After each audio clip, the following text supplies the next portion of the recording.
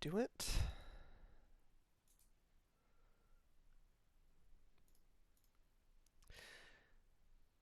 Good evening, everybody.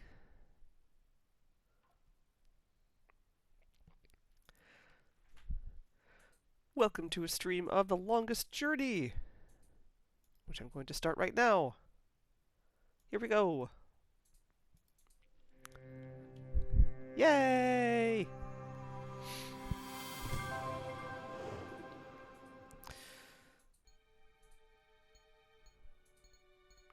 So, if you follow me on Blue Sky, you may have seen me posting about what may have been an allergy flare-up, which is new to me. But that started happening the other day. I'm kind of coming out of the end of it, coming out the other side of it today.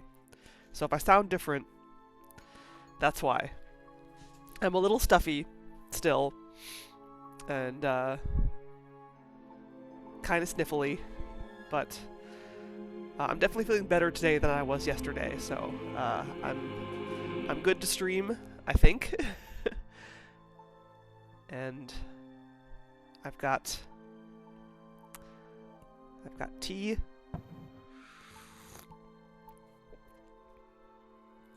I've got some cough drops if I need them. I've got tissues if I need those. And I have chocolate. Which has nothing to do with feeling under the weather, and has everything to do with being delicious. So, let's go. When we left off, we had just returned to Arcadia after a stint in Stark. We were back in Marcuria. We spent the night at I forget the name of the inn. And then we came to this dude's house, Abnaxis, to talk to him about a bunch of stuff. You know what? Let's start off by reading our diary, which hopefully will be the most talking I'll have to do tonight. Right. Okay. Still Sunday. Surprise! I got in, I got out, I got a glorious career in crime ahead of me if I want, and it feels so good. My parents would be so proud of me. Little Miss Criminal, that's me. Whatever. At least I got the name and location of Warren's friend, the so-called Burns Flipper. Is that an actual name? His shop is down by the Newport docks in an old garage. Knock 3 times on the door, Warren told me. I'm surprised I don't have to say open sesame as well. Hopefully this guy, Flipper, will be able to help me locate the Vanguard/Church of Voltec. This afternoon I have to meet up with Cortez again, and I'd prefer to have some solid information to share with him. Hey, we're Solo. Oh yes, that would be Decaf Jedi. Yeah, I don't remember. Oh, we actually did just see a vending machine. Yeah, we saw a vending machine in the police station, pretty recently, actually. And if I recall correctly, there are also vending machines in the other 2 games. I'm pretty sure there's one in the 3rd, at least. I don't remember the 2nd one. But we'll find out, because I'm going to play the whole trilogy. Okay, Burns Flipper. Okay, now there's an eccentric. A bastard as well. Not to mention big asshole, major jerk, and total idiot. But reasonably friendly, and definitely interesting. Some people might say an enigmatic man. Not me, though. I never use the word enigmatic to describe anybody or anything. He was helpful, though, and managed to decode this data crystal that I found in the archives. The Church of Voltec is apparently associated with MTI, and their headquarters are up on Grendel Avenue, but I can't get up there without access to the upper levels of the city.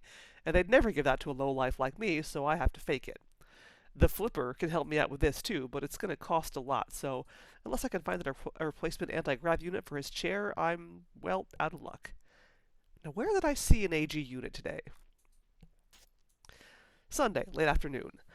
I just overheard a conversation between Raoul and Cortez, and I suddenly feel very, very scared.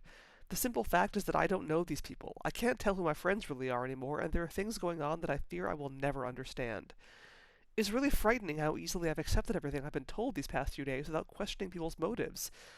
It's not like me at all. I'm usually the paranoid type.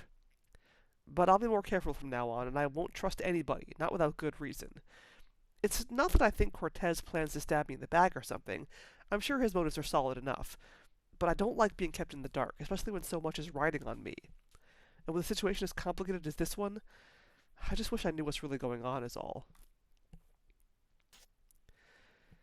Sunday night, or Monday morning, I'm not sure which it is, but it's late. A strange sound wakes me up in the middle of the night, and when I open my eyes, my room is filled with a cold blue light coming from the closet. Oh, okay, obviously a dream, no question about it. Things like these don't happen in real life. Except in my life they do, all the time. There was a shift in my closet, and before I knew it, I found myself here in Arcadia. Again. And while last time Cortez helped me through and back, this time I'm afraid there will be no help forthcoming. I'm on my own, and I don't like it. I've seen a lot of strange invitations in my life. Only a month ago, somebody, I didn't even know the guy particularly well, invited me to a suicide party with a cheerful card reading Steve's Last Hurrah. I've been invited to a wedding between a 99-year-old terminally ill woman and a highway construction automaton. I've been invited to the senior prom by my best friend's father. But I think tonight brought the strangest invitation of them all. This is the first time I've accepted an invitation before being asked by a creature whose grasp of grammar ranges from poor to non-existent, and not realizing I did until after the fact. Unlike the invitations mentioned above, however, I'll probably honor this one. Strange or not, he may be able to answer some of my questions. When I asked Abnaxis about the Draic kin, he didn't really know much about them except for a story he'd heard about a god who fell from the stars into the ocean a long time ago. Whatever this so-called god may be, it's a fair chance it's got something to do with these dragonkin creatures. It might be a good idea to run this by somebody who knows more about the myths and legends of the sea. Aha! We have someone for that. We met him a couple streams ago. It's Abnaxis.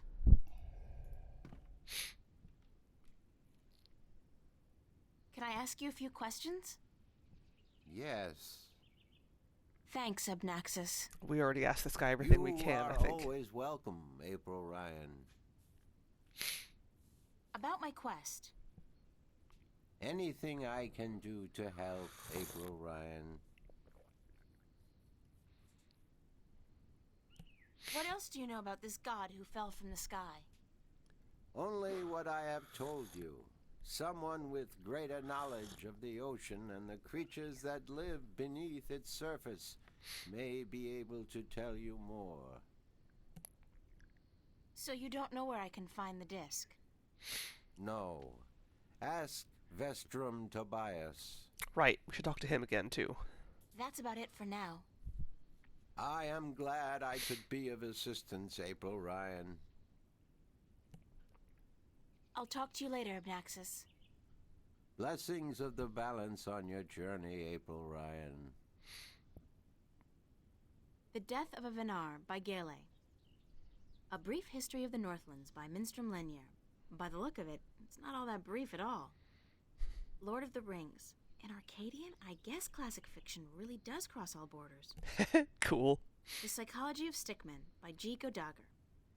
Principles of Waging a Winning War Against Superior Forces by General Hen Solber. Surviving the Border Mountains by Tomie Strand.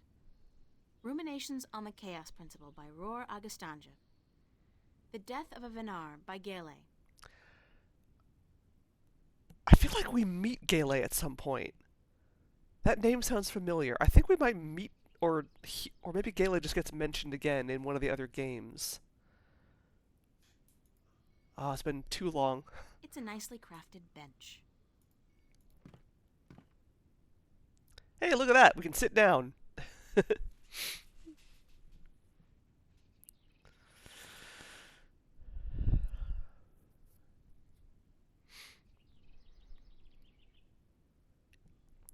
Okay, we can't go upstairs, looks like.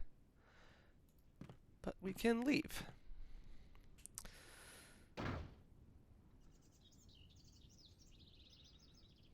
It's a peculiar house. It's Audrey's long-lost cousin.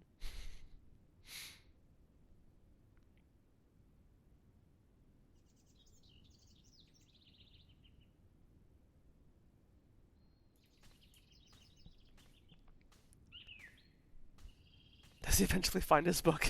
I don't know. I don't know what he's looking for. Hello, Blacktails.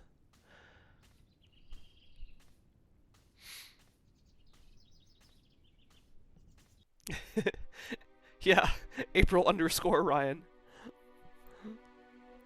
Okay, so we were just here, City Green. Oh, Journeyman Inn. That was the name of the inn that I was just in. Whose name I forgot. Let's go everywhere except where we're supposed to go. See if see who we can talk to and who we can't. Yeah. Same.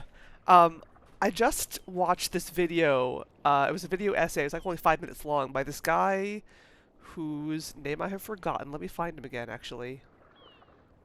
I just followed him on Blue Sky recently. But he did a video essay about that exact subject, about being able to sit in video games. And he interviewed a couple game devs, including Julia Minamata, who did Crimson Diamond, which I streamed recently. Which, as you may recall, you can sit in that game too. Yeah, and I was like, oh, this is so great, like, because there are so many games where, like, the only interaction you have, with, like, benches or chairs or beds or whatever is your protagonist saying, I don't have time to sit around. So when a game actually does let you sit down, it's great. It's like, it feels like it's a game dev flex, because you're adding additional interactions and animations for no real reason. No, I said I said 5 minutes.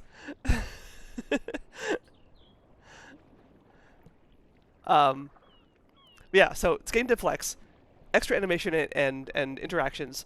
And and like you said, like it lets you roleplay, it lets you just sit and exist and just be in the world, which is just like a really important like part of world building and just the experience of immersing yourself in a video game, which is really important. Still try. I started to look for the guy and then I got distracted.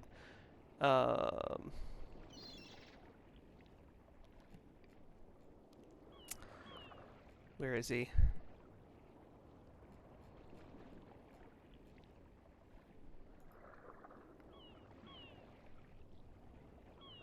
You know what? Actually, it'll be on my YouTube history. Probably. Maybe. Probably, maybe. Maybe. Oh, here it is. The Examined Game. The Examined Game with Stephen Lake. You know what? I'm just going to link that video in case any of y'all... In case any of you want to watch it. But, there we go. If you are so inclined. Yeah, and he talked about the benches in Ico, which are a save point. And then, like, the first thing I thought of was, basically anything by Grundislav, Francisco Gonzalez, because he has been pretty outspoken about his desire that, yes, let me sit down in a game, and, like, I think all of his games that I've played, at least, have places where you can just sit. And Life is Strange, which has, like, long sequences where you can just sit down and listen to music and just look around and vibe. So yeah, that kind of thing. It's good.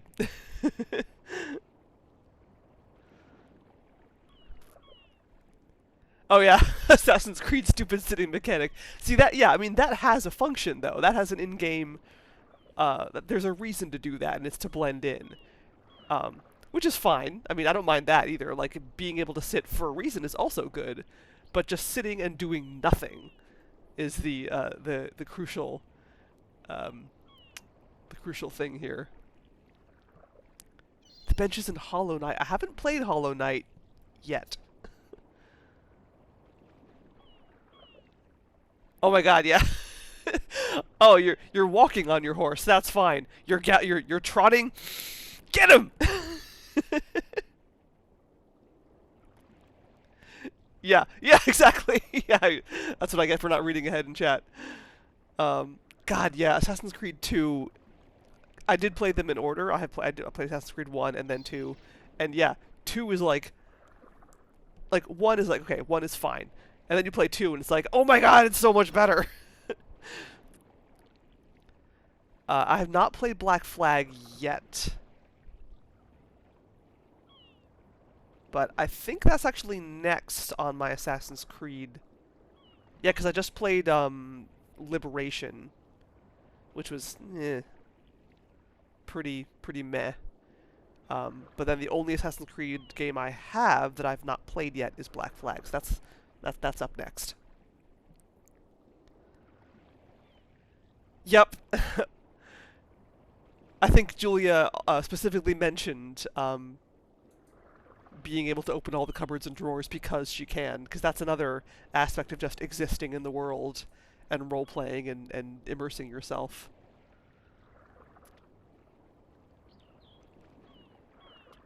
Yeah, I thought Assassin's Creed 3 was fine, too. I know it got a lot of crap. And, like, it wasn't... I wouldn't say it was, like, the best Assassin's Creed game I've played, but it was good. There was nothing wrong with it. It's perfectly fine.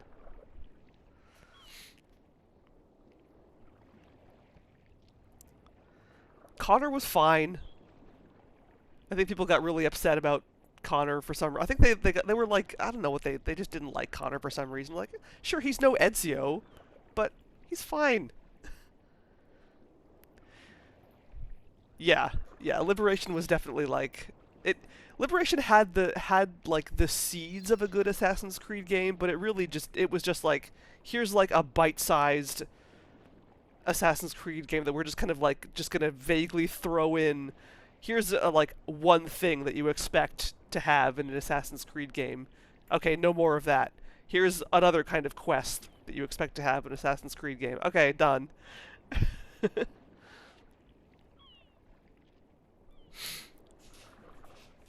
Yeah, that may be part of it. Um, yeah, and like and yes, he was deadly serious, but even he had some humorous moments. He actually when he was actually allowed to display a personality, he was good. He was a good character.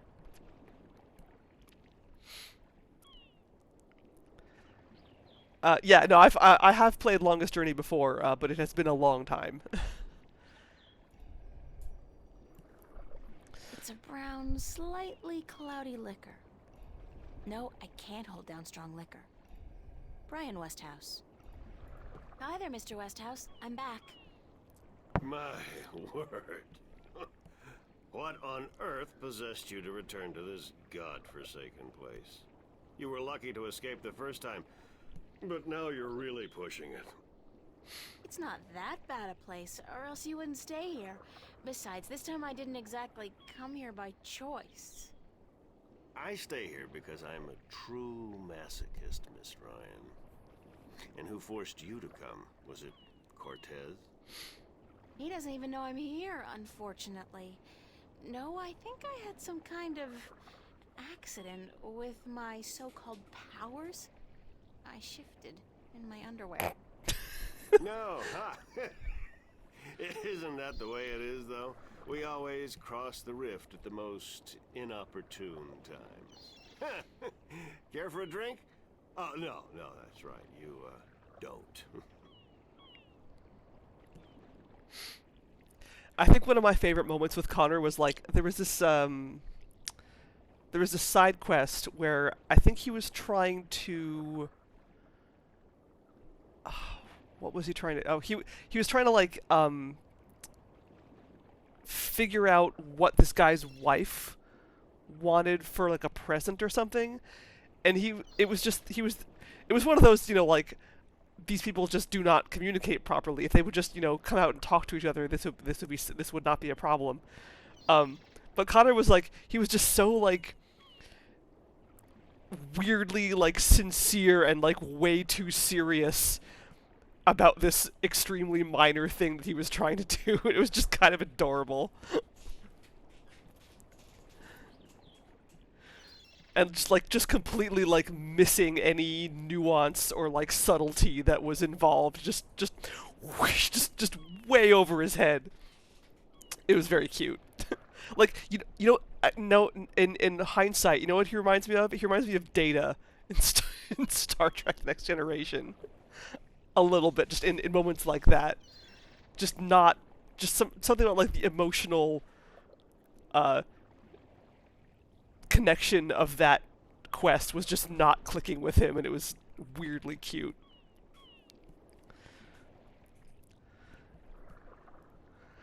Or another good comparison was just you know, in Yakuza 3 when Kiryu is making curry for the kids at the very beginning, and there's just the cutscene of him like cutting onions very intently. I'm really invested in cutting this onion correctly. It was like that.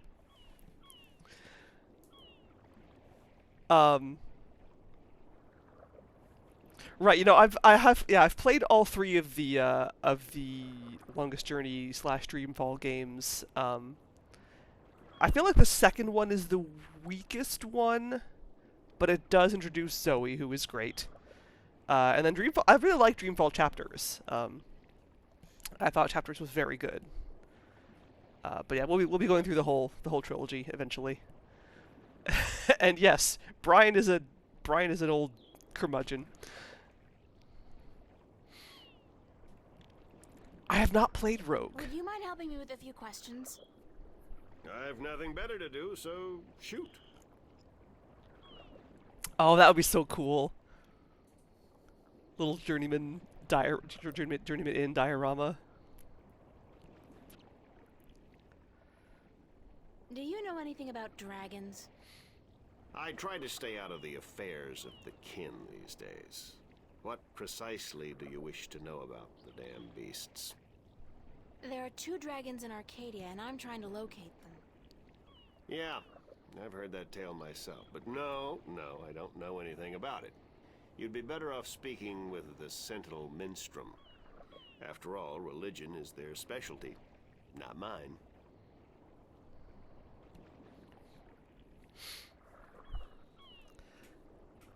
Oh man, yeah. See, this will be good actually because when I played Chapters, it had been a really long time since I'd played the previous 2 games, so I didn't really have a lot of the stuff fresh in my mind.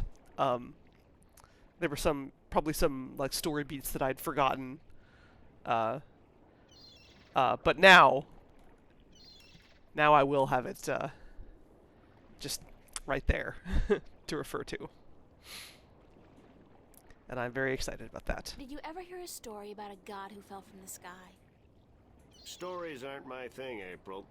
You should visit a library. I'm sure you'll find some stories in the books. I know the Sentinel have a library somewhere near the city. I've also heard rumor of a people with wings who do nothing but observe and record history through stories. But I don't know if that's all it is. A rumor. Still, if you're looking for stories, it may be wise to check it out and see if you can find them. Got it.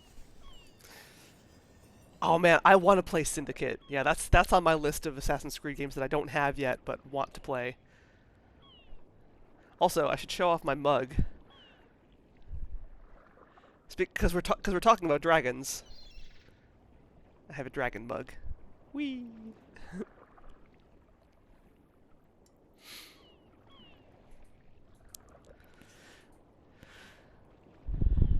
What did you say about the flying people? They're supposed to be great storytellers, and they've been observing this world for a very long time. But it could only be a rumor. I'm looking for a disc that will open up the Guardian's realm. That's religion, Miss Ryan. And the only things I worship are whiskey, a good cigar, and a nice long... Anyway, don't ask me about all that balance mumbo-jumbo. A nice long wank? Would you be able to tell me where I could look for the entrance to the Guardian's realm? In Tobias's pants. If he had his wish, I'm sure. No, I'm sorry. I don't know anything about the Guardians. Balance. Oh, Brian. Sentinel or gardening. Now, if you're interested in bullfighting, I could talk all night. Sure. Bullfighting's a horrible act of cruelty to animals, and not much of a sport at all. Yes, nap. I'll just forget you said that, Miss Ryan. If there's one thing I miss about Stark, it's bullfighting. You'll be happy to hear, then, that they abolished bullfighting hundreds of years ago. Damn. Nap, not fap. Oh. I can't think of any more questions for now. Then let's talk about other things, shall we? A nice long sandwich. I like that. I like that option. Thanks, Mr. Westhouse. Anytime, April. Come back if you're homesick and you feel like talking to a fellow alien. I don't think we get to do that ever, unfortunately.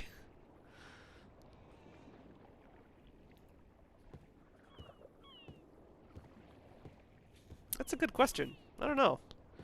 I mean, every world has a method of acquiring alcohol in some way, so... And this is the realm of magic, so... Magic. Let's go with magic. We should go to the marketplace. And, let's see. Well, first let's go to the temple. And talk to Tobias.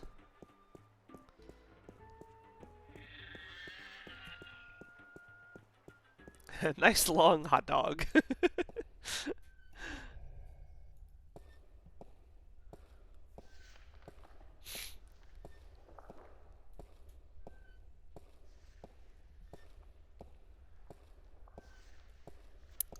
Yeah, exactly.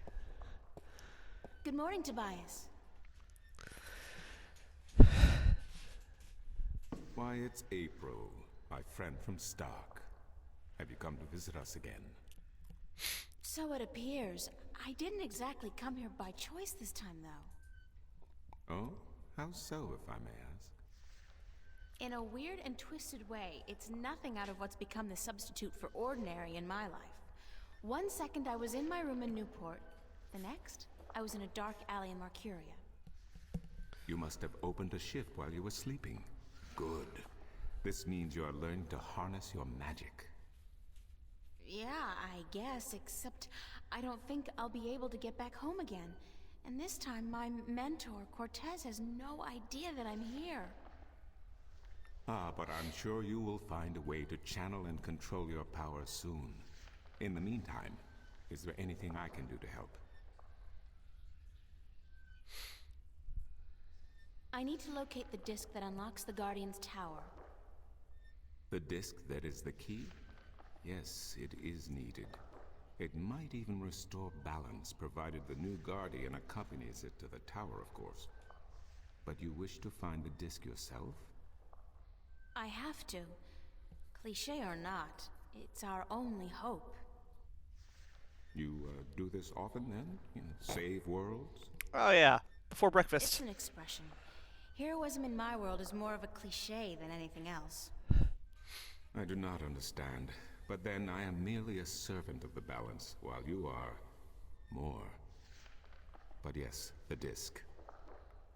As I told you once before, when the Earth was divided, and the realm of the Guardian created, a disc was forged in the Well of Making. The disc was to serve two purposes: as a key to the Tower of Balance should it become necessary to enter it in the Guardian's absence, and as a replacement for the disc that is already in the tower should it be broken. The tower is now abandoned and locked, and the old disc shattered.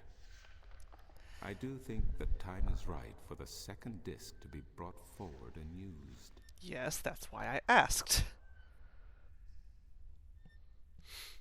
Also, I meant to mention this before, but when April was talking about how she like opened a shift uh, in her bed, or like while she was sleeping in her underpants, it makes it sound like she had an accident. I shifted in my underpants. Where is the disc now? At first, more than 12,000 years ago, it was kept in the open, at the Sentinel Enclave outside Marcuria. However, when thieves attempted to make away with the disc, it was taken away, Why? so that the 4 parts of the disc could be divided amongst 4 of the magical people of Arcadia, people who would have nothing to gain from the balance being compromised. What people were the disc divided amongst? This I cannot tell you. I am not sure anyone remembers. Okay. Now, but it would be in the scriptures, I am certain. Well, What scriptures? The scriptures of the balance. There are 13 of them. 13 is a strong number, rich in tradition, and did you know the Ireed High Council consists of 13 ministers? No, of course you don't. 13 was also the number of the fathers who begat the Sentinel, and who built the Tower of Balance. okay, back on topic, please. Where can I find the scriptures of the balance? Pay a visit to the Sentinel Enclave, located outside the city to the east. The great library of the Enclave contains every book ever written by an Arcadian minstrel, and most others as well. Speak with Minstrom Yerin, the keeper of books. Tell him I sent you. Excellent. Where can I find the scriptures of the balance? Again, you will find these texts at the Sentinel Enclave. Speak with Minstrom Yerin. I need to find the entrance to the Guardian's realm. There is one. You are right in that, but where, I would not venture to guess. In the past, when the time came for the Guardian to step down and another to take his or her place, the Guardian opened a gateway wherever it was needed. A Guardian, still in full control of the balance, can invite anyone in and let anyone out. But with the Guardian gone, the only way in would be the point where the divide was first created, where the tower was built. Isn't that location written down somewhere?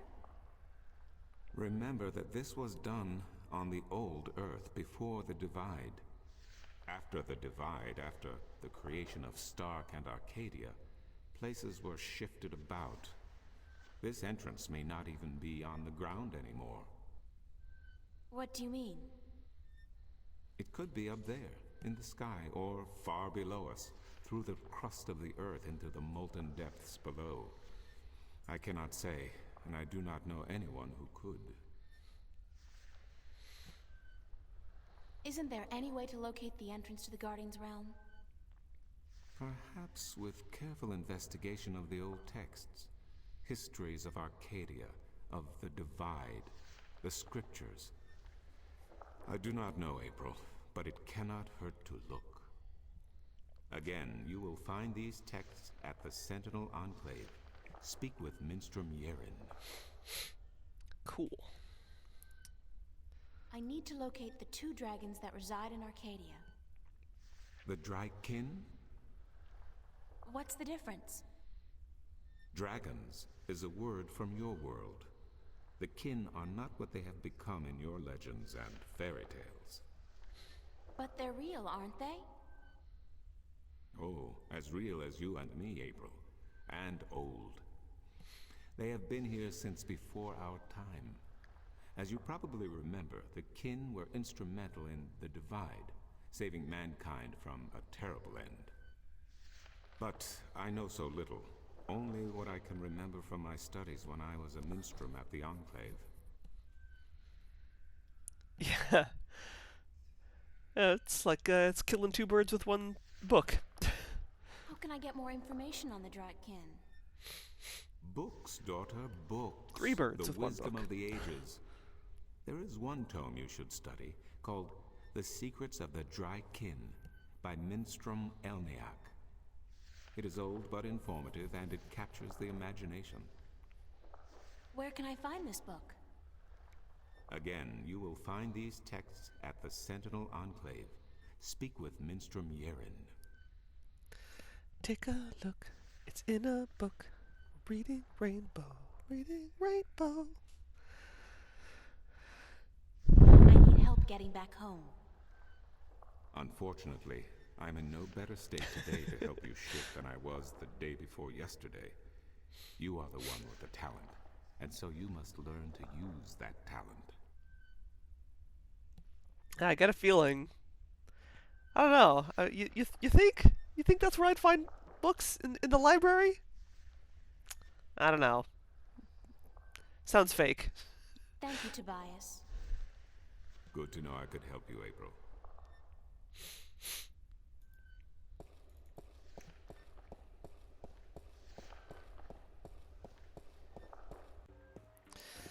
Alright, let's see. I also have money now, notably, so maybe I can do the shell game now.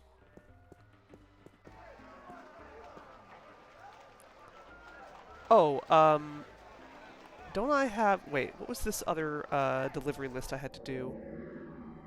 Oh yeah, at the Journeyman Inn. Okay.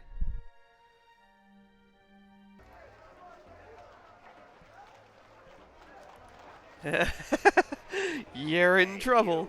What's going on? Why didn't you deliver any maps yesterday? I wasn't around, sorry. Well, there are more maps to be delivered, and my customers are getting very impatient. Did you deliver the map to the Rolling Man? Yes, sir. All right, let me see his signature, and I'll give you your next delivery. Cool.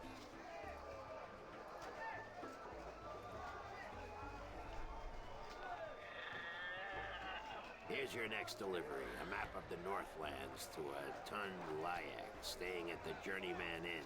And be quick about it. She's been waiting since the day before yesterday. Well, I already had that delivery.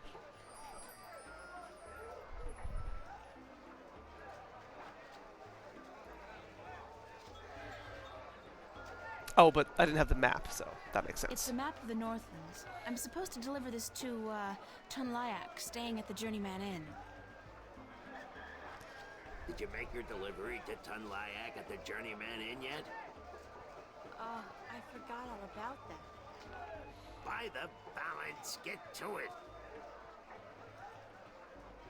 Maps!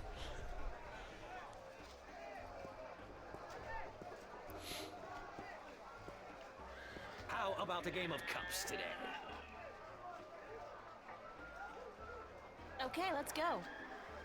Just place your bet, investment, on the table and the game will begin.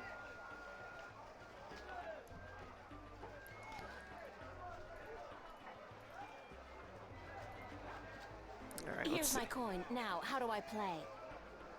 I place one cup on top of your coin like so. Then I shuffle them like so.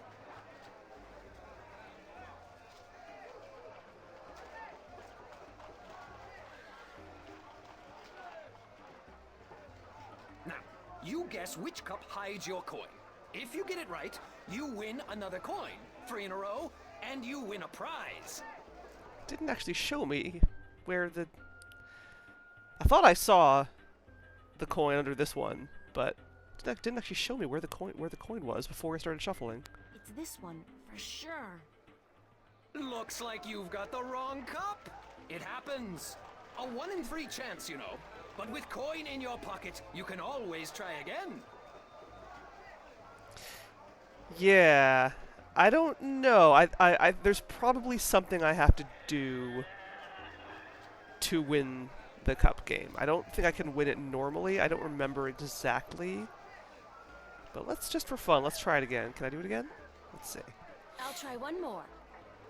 Keep your eyes on the cup.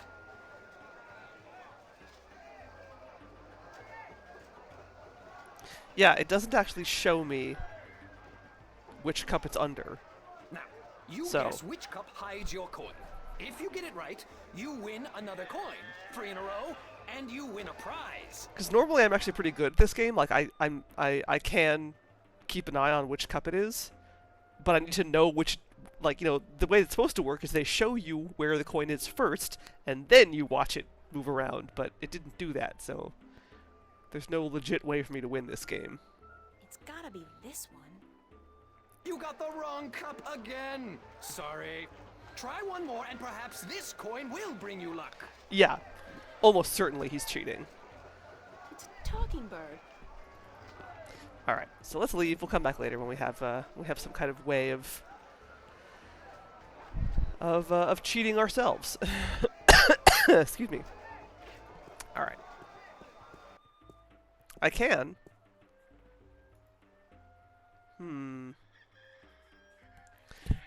Well, don't tell me.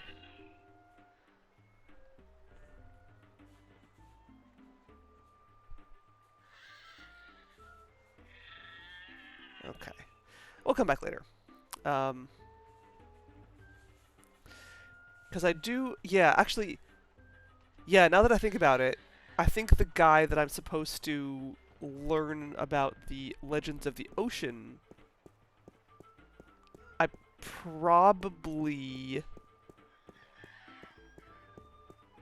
probably have to win that cup game before he'll talk to me, but let's find out.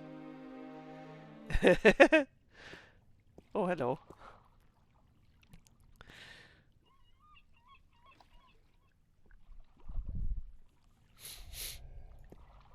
Nebeve, buddy, I don't know why I'm here. I don't have anything to say to you, but... Hello. Uh-huh. Do you know anything about a god that fell from the sky into the sea? Of course. You find fallen gods most everywhere these days. They're an air and a hand. Really? No, of course not. There are no fallen gods in the sea. It wouldn't make much sense, would it? If the sea was full of gods just lying about the seabed. So you've never heard of such a thing happening? Now you got it. Bye. I don't know if Spud is capable of hating. He love humans. Spud love his humans, especially if they pet him.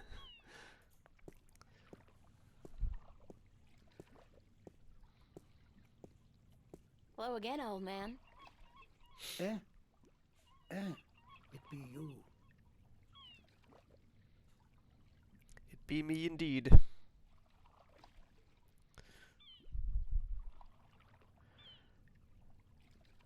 I'd love to hear some more maritime stories. Sure, sweetie, I'd be happy to. What story you be wanting to hear now? He's 37, he's not old. Have you heard a story about a god who fell from the sky into the sea? Aye, that I be having. Although that be a story of man-eating mermen who ravaged the sea of songs, swallowing sailors whole and spitting their bones out to dry. Are you sure you be up for hearing such a cool tale? Yep, that's I've you. heard worse. Younger than me, too. Ye be a tough little lady, be you not? All right. Well, like I be telling yous, the sea of song surrounding the island kingdom of Gien be a treacherous sea where countless vessels have disappeared without a trace. Now, this be near 30 long winters ago, mind, during me second term as captain of the trader Lucky Lady. We've been crossing the Sea of Songs for 2 seasons, and we'd yet to be seeing any sign of the dreaded bloodthirsty mermen who lurk in the waters off the Guyenne coast. Love me a bloodthirsty merman. That night we be laying still with our sails down, awaiting the wind to pick up and carry us north to Mercuria, when we be hearing a frightful scream a-coming from the port side of the Lady Luck. I be the first to rush over on account of me having me arm down the apple barrel. We just been to Arras to pick up 100 barrels of sweet Guyenne apples. And as luck would have it, I be there just in time to witness Sally Bonny's horrible fate. He be in the water, screaming and waving his arms, and the water around him be red as a midwife's arms after a grueling birth. I get the picture. Go on. Then I be seeing There's an image. a large, shiny, sleek body be pulling Sally down and swallow him whole. It be the merman come to claim the body of the sailor who dared across their sea.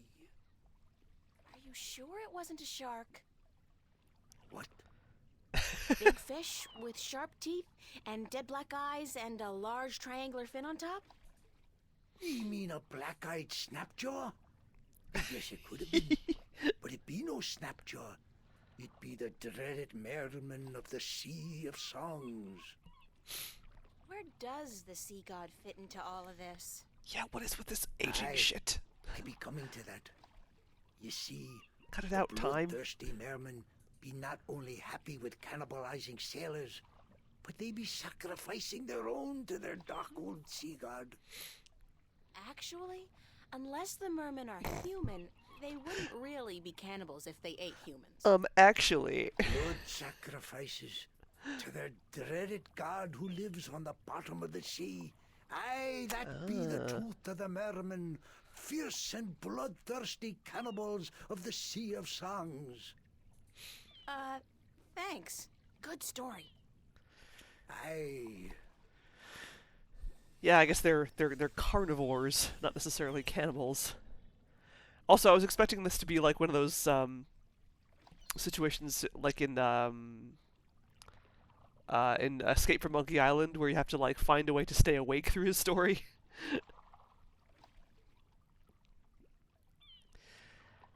All right. I'm all storied out for now. Thanks. Anyway, cool. Aye, you tell me when you want more, right? Okay, so I was wrong about that, but I think we probably do need to get his bird back if we want into that chest he's sitting on. See you later. If I not be dead, aye.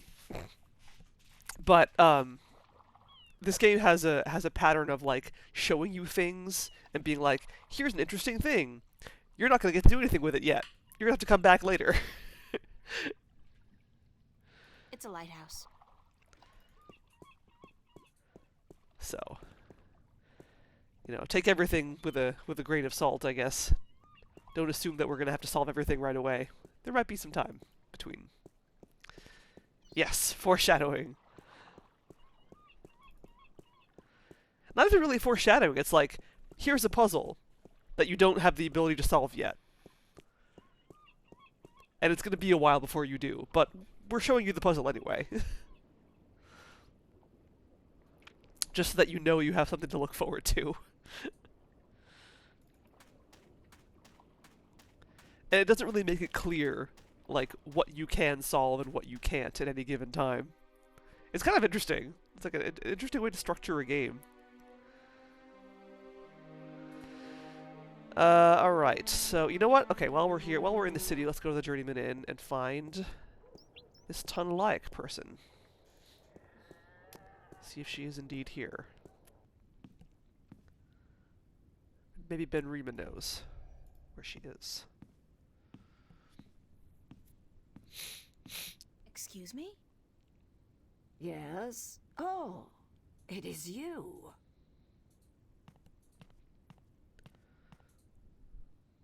I'm looking for a guest of yours, Tunlaik.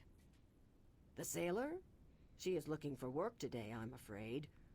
With most of the ships moored to the docks for balance knows how long, it is difficult for sailors to find work. Do you know when Tunlaik is expected back?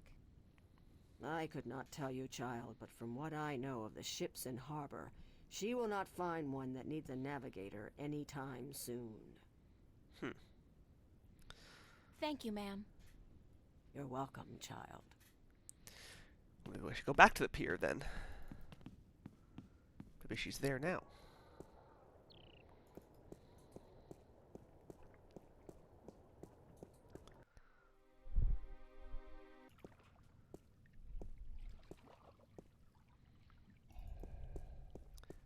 Hello. Uh-huh. Did you ever hear of the Merman of the Sea of Songs? You mean the bloodthirsty cannibal merman of the Sea of Songs? That's it. Yeah, those ones. Never heard of him. God damn it, Horatio.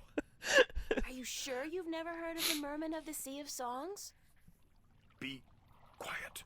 Shh. Not so loud. What's up with the shushing? Legend says that if you speak openly of the bloodthirsty cannibal merman of the Sea of Songs, they will hunt you down until they've caught you and devoured you. And you believe this legend? No, I'm just trying to scare you off. Bye. At least he's honest about it. Have I mentioned I love Nebeve? He's one of my favorite characters in this whole series. Like, you talk to him for, like, a grand total of, like, 5 minutes, but I love him so much.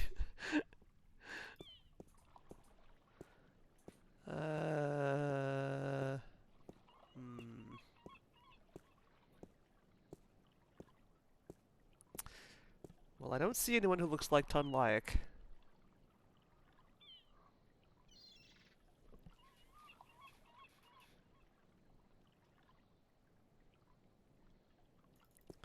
Actually, one sec.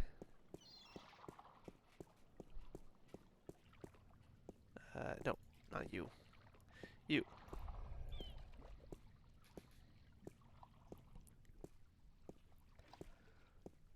Hello again, old man. Eh? Yeah, it be me. See you later. If I not...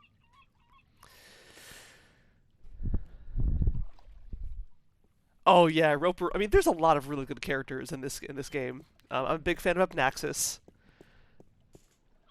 Yeah, Roper is awesome. I'm very much looking forward to when we get to meet him. It's a lighthouse.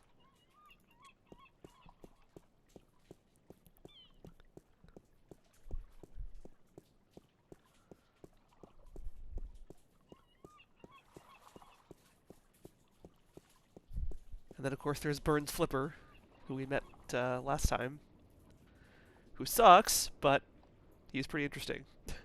He's certainly... Excuse me. He's certainly a character.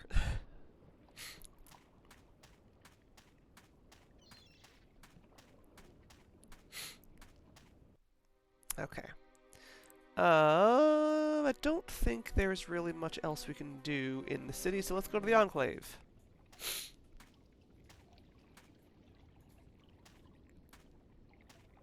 Some kind of sandstone, very malleable, but also very vulnerable to the elements. These cliffs probably have huge, naturally formed caves and tunnels.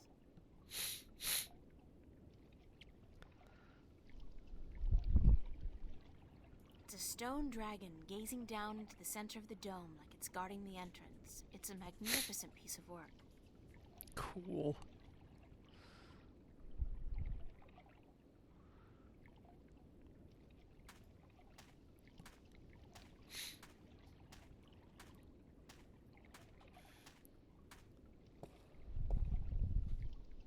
The dragon's mouth is pointing straight down at the middle of the floor.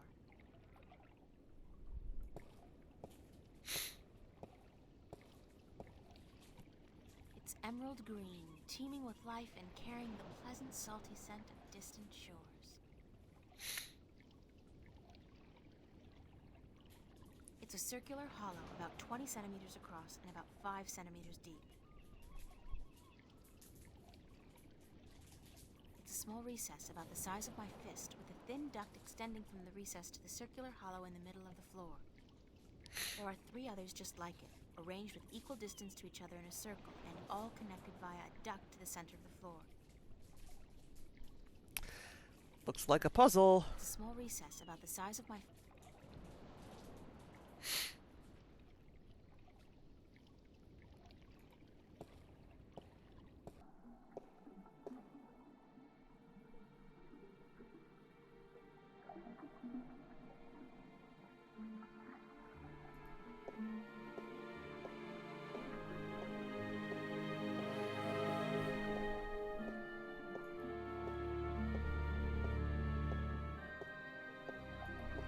one of the Sentinel Minstrel. I look like a serving maid. Oh, that's cool. It is a cool symbol. Oh, goodness me, I didn't hear you come in. By the way, you haven't seen Volume 6 of the Complete Annotated History of the Northlands, have you? I could have sworn it was here yesterday. Sorry, no. I guess someone else must have taken it. I try to tell them to write down what they borrow on the list, but they never listen. Only last week I spent 3 hours searching the entire enclave for the second scripture of the balance, the scripture of song, before I realized that Vestrum Tobias was studying it back in the city. Now, such incidents could be avoided if only, and this applies to you too, young lady, people would sign out the books they borrow when they borrow them and sign them back in when they're done. We have a system. Such a simple procedure. It shouldn't take more than a few seconds to jot down your name and the name of the book you borrow. It makes my job so much easier. Now, which book did you want me to find for you? I don't know who Alistair Grout is, so I couldn't tell you. Are you Minstrom Yaren? Yes, of course. Oh, what a silly question. How would I know? I don't know you. I am Minstrom Yaren, keeper of the great library of Mercuria. In fact, this is the greatest library of all the Northlands. Perhaps of the entire world. Although they say the Dark People have a library as big, if not bigger, than this one. But of course, we're not allowed anywhere near there. Have you been there? I don't think... What a silly question. Of course you haven't. You're not of the Dark People, are you? You don't look like any Dark People I've ever seen, so I can't see how you could possibly... Now, where did Volume 6 disappear to? Tobias said I should talk with you. Tobias? Vestrum Tobias? I haven't seen him for... Well, he was in last week, but before that it must have been days at least. How is he? Still eating enough for 2 mules? Ouch. I must tell you of this funny story I heard the other day, of how Vestrum Tobias eats enough for a table full of minstrum. Or was it one Elguan? Although the Elguan don't, as a rule, eat very much at all. Did you know that the Elguan can smell water more than half a day's journey away? Amazing, amazing creatures, perfectly suited for life in the desert. The balance provides, that's for certain. The balance provides. Oh, he's from Bloodlines. I don't remember who that is.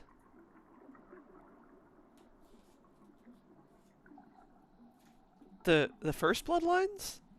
I'm assuming? I haven't played the second one. The new one that just came out recently. Vestrum Tobias recommended that I look at some books.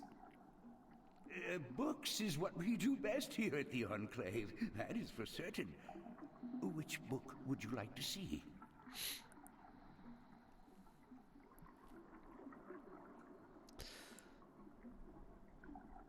I'm looking for some information, but I'm not sure which book to ask for.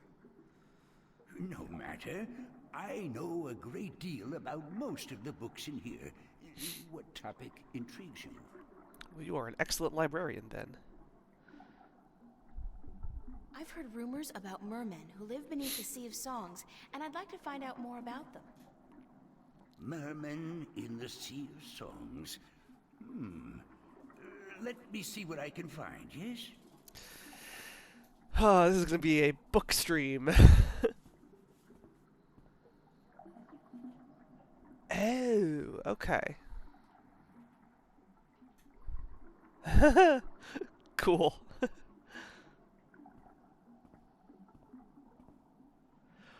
Oh, is he the I guy? did find something of interest. I'll leave it here for you to read.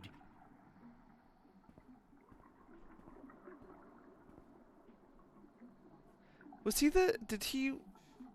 Was he like the asylum? There's like there's like portraits of him.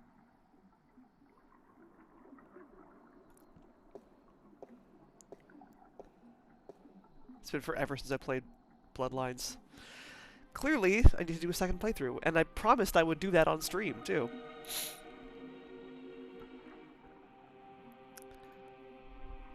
Ah, it's hard to read. Mayrum, also mermen, merpeople, Merians. A magical people who reside in the depths of the great ocean and other seas. Little contact has been made with the Mayrum, who are believed to have been quite numerous in the past, but are now dwindling in numbers.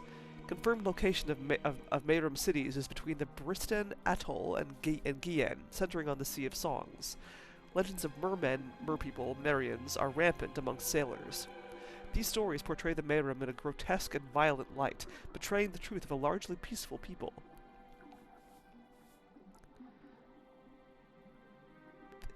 Yes, that's what I meant. Yeah, the mansion filled with mad people. Yeah. Thank you. Okay, so I do have I do have the right place in mind. I just didn't remember what it was called.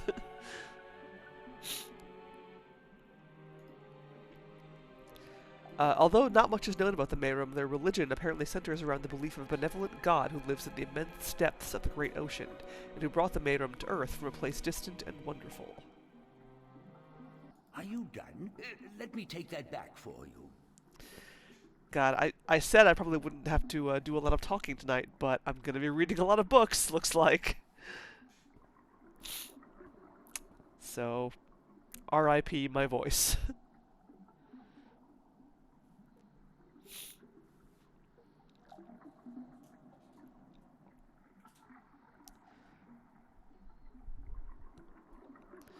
Let me actually take a... It's a pool of seawater. You'd think that it'd be a bad idea to have a pool inside a library on account of the moisture. But I guess magic makes everything possible.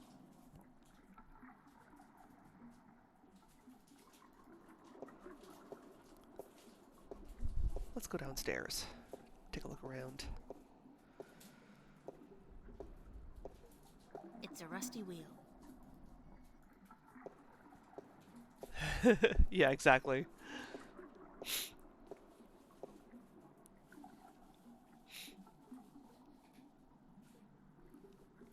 The water's pretty cold.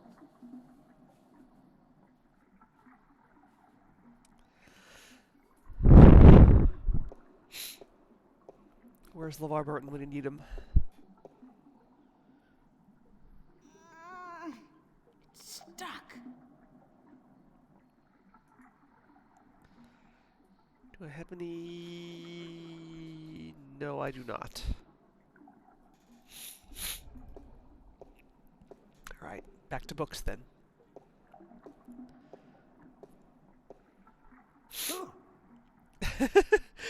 Looks like I hugged him from behind. You gave me such a fright. Could I see some more books? Oh, certainly. What a silly question.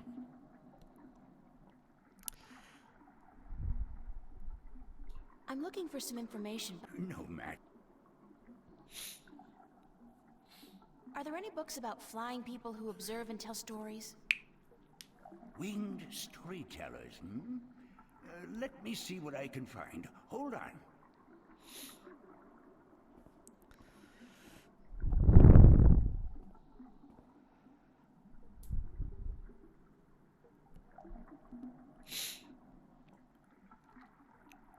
If I remember correctly, the puzzle I have to solve that involves the winged storytellers is a real pain in the ass. Find something of interest. I'll leave it here for you to read. But I think that doesn't happen for quite some time, so we can just kind of look forward to it for a while.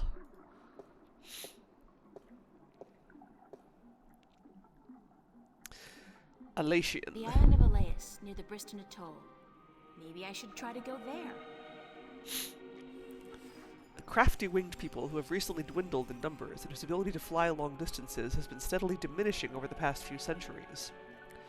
The Elatian are known for their ability to remember and tell stories from before the dawn of mankind and up to modern events. The largest known tribe of Elatian with whom traders have occasional contact resides on the otherwise uninhabited island of Elias in the Briston Atoll. Are you done? Let me take that back for you.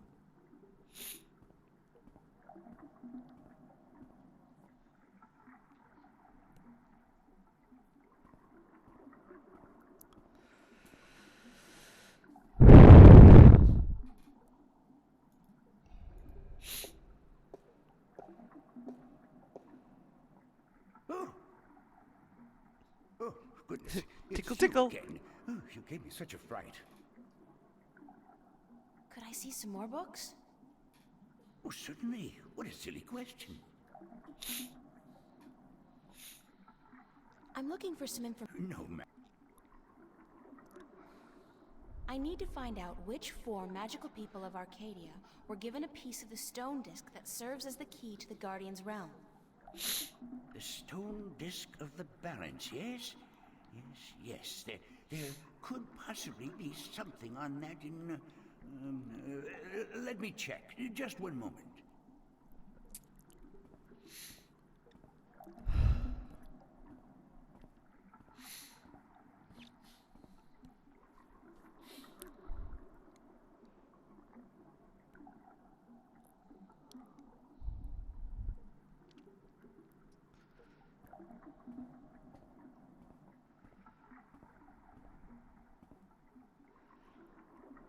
I did find something of interest. I'll leave it here for you to read.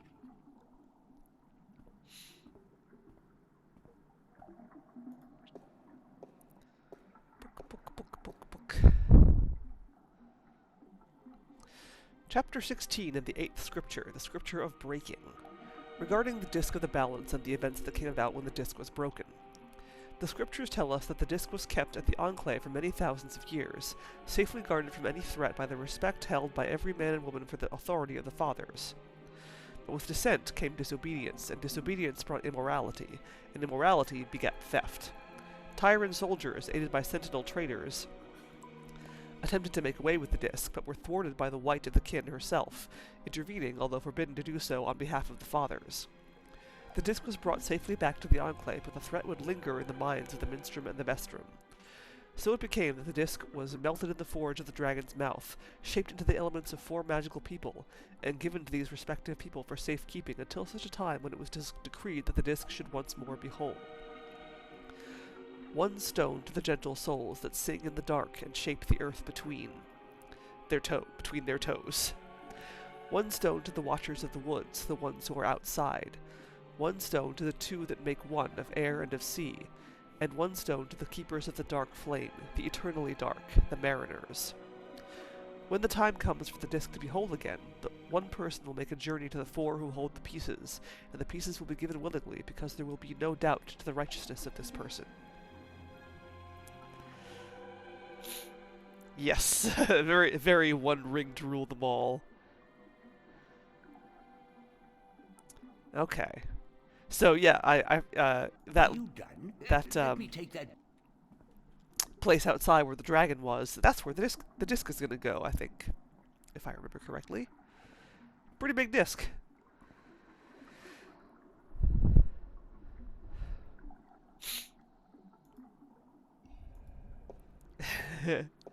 Ook. Oh, Could I see? oh, sir. I'm looking for. No, Matt. I'd like to learn more about dragons, about the Dragakin. Oh, yes. We have some wonderful books on that topic. Stay here. Guardian has a big disc. And a big tower.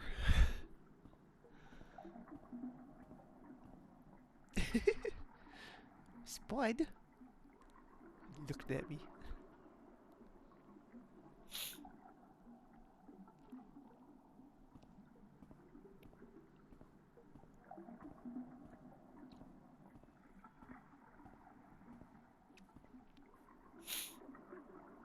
I did find something of it.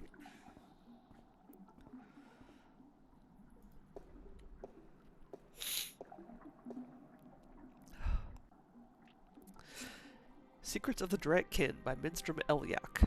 Forward! The Drakekin are known by many names throughout the Twin Worlds. In All Tongue, they are often referred to as Drakkin, and in some variations of Low Tongue, Drakin.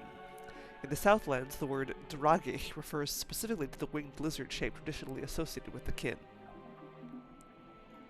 Oops. In Irhan, the eternal spirits of the kin are called simply Drak, regardless of their current shape. In Stark, most cultures refer to the kin as dragon, Draga, Dracha, Dragone, though this usually refers only to the winged lizard-like shape and not to the spirit inhabiting this shape. In fact, while in Arcady, the kin are respected and revered as eternal spirits with great significance in the balance and the all. In Stark, the kin are mostly creatures of mythology and fairy tales. However, in some Stark legends and scriptures, notably the Christian Bible, the name dragon is associated with the forces of evil, and thus the religious connotations do seem to have carried over in a somewhat distorted form. Who or what are the Draken? Why not ask who is the creator, or what is the all? Questions thus asked will remain in perpetuity unanswered, for they are in truth unanswerable. To condense all knowledge of the creator into one answer is futile, as is any attempt to define the all without describing every single element that makes up the all. So also with the Draken. We cannot answer who is the kin, or what is the kin, but we can provide some answers to the simpler questions, the questions that deal with what we see and hear and feel, and what we have been told by the kin themselves. Answers that together may give us, if only the faintest hint of the whole truth, then at least some indication of who or what the Draken are. Sorry.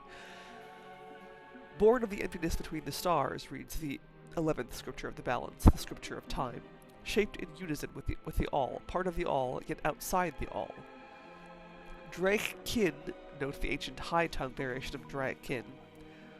Why so many variations and interpretations of the Drakekin from culture to culture? The kin have always been shrouded in mystery, and from mystery rises legend and myth. The kin seem content to be seen as nothing but tall tales and figments of a bard's fertile imagination. I know, right?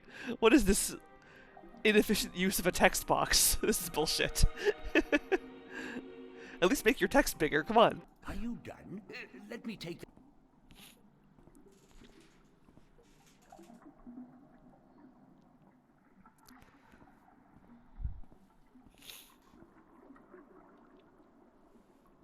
I'm going to be... Alright. Oh god, I can't reach my... I can't reach my menu because the UI is above the friggin... This is one of those screens where it scrolls and it like messes with the UI. I'm not done. I'm just gonna save and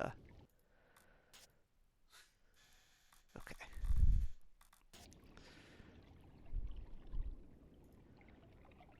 Okay. One moment. I'll be right back.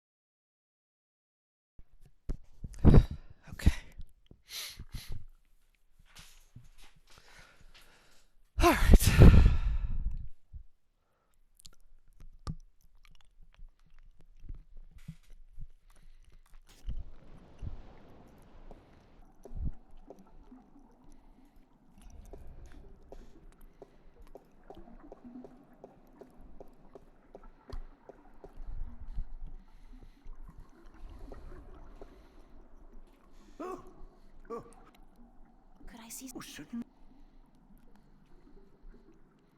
I'm looking... No.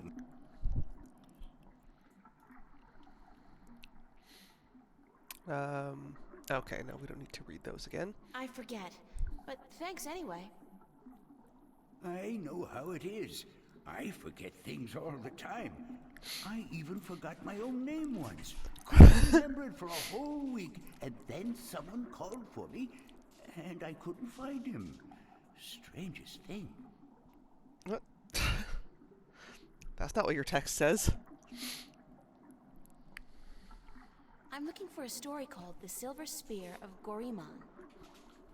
Yes, a fanciful tale if I ever saw one, but a charming one. Did you know that I'm often paid visit by adventurers wishing to read everything available on the spear so that they too can set out on their foolish quests? Yeah, don't you just hate those adventurers? Well, they pay for my bread, milk, and butter with their contributions to the coffers, so I shouldn't be too critical of them. But they care not about the books. They care only about what the books can give them. I care. About the books, really. I can tell. So, the Silver Spear of Gorimon, then?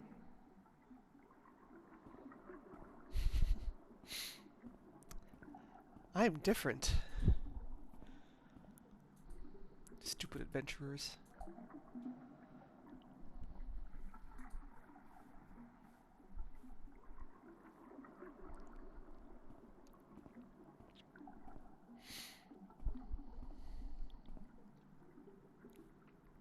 I did find something of it.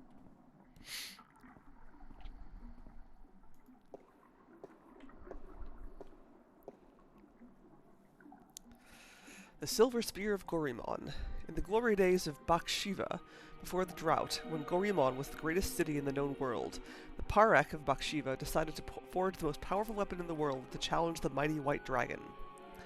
The Parak, I think that's what that says, had grown greedy and bored, his treasure hold filled with the riches of the world, and he desired nothing except the one thing he could never have, the unborn daughter of the white dragon, the fairest, purest, most beautiful creature in the universe.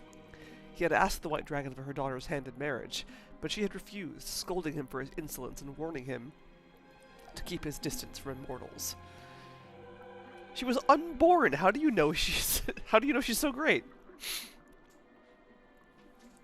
And so the Parak sought the advice of a mighty sorcerer, the dark and cruel Aus? I think that says Aus, to learn how to kill one of the Drak kin. The sorcerer told the Parak of the white silver of Mount Tyranny, the strongest substance in Arcadia, and how it could be forged by magic to kill even one of the kin. The Parak ordered his army to go north across the ocean and to bring back enough white silver to shape a weapon.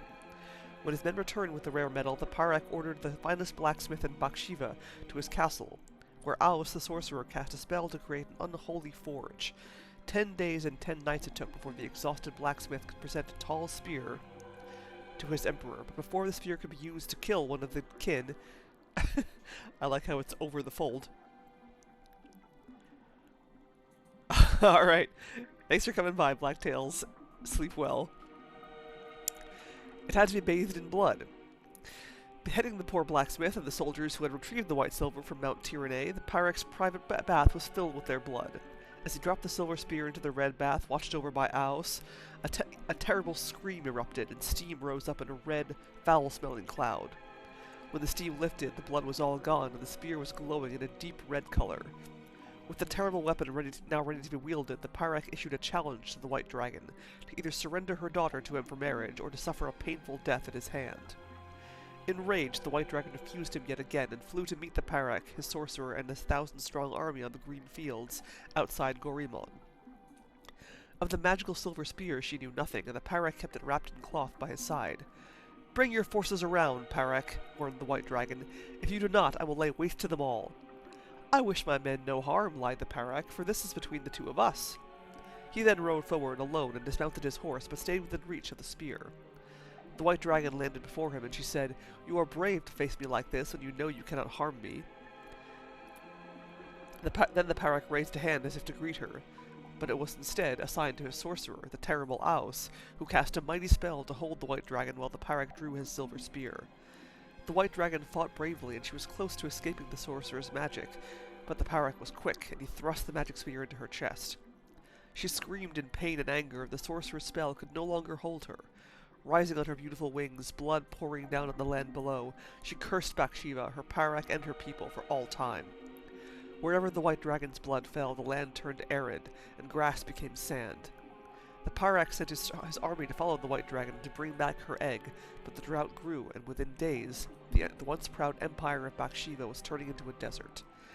Then followed a fierce storm that tore across the land for 100 days and nights, and when the dust settled, there was nothing left of Bathsheba but 2 coastal cities and a few scattered oases. It is said that in the buried ruins of a lost capital, wrapped in the arms of the Pyrak who dared test the immortal, rests the silver spear of Gorimon. Are you done? Dang. Let me take that back for you. Don't fuck with dragons, in other words.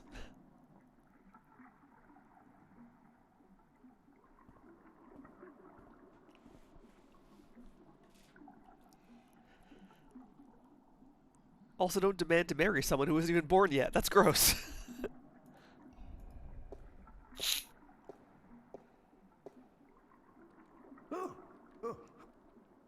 Could I see Oh, certainly.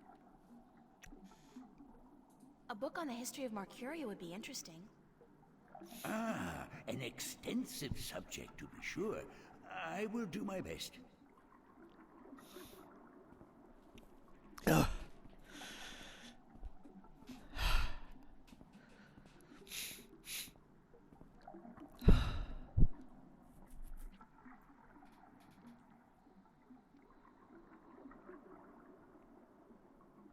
Yeah, this is like the best possible night for me to be reading a bunch of books. My face is all stuffed up. Damn it, Longest Journey. I did find something of it. You betrayed me.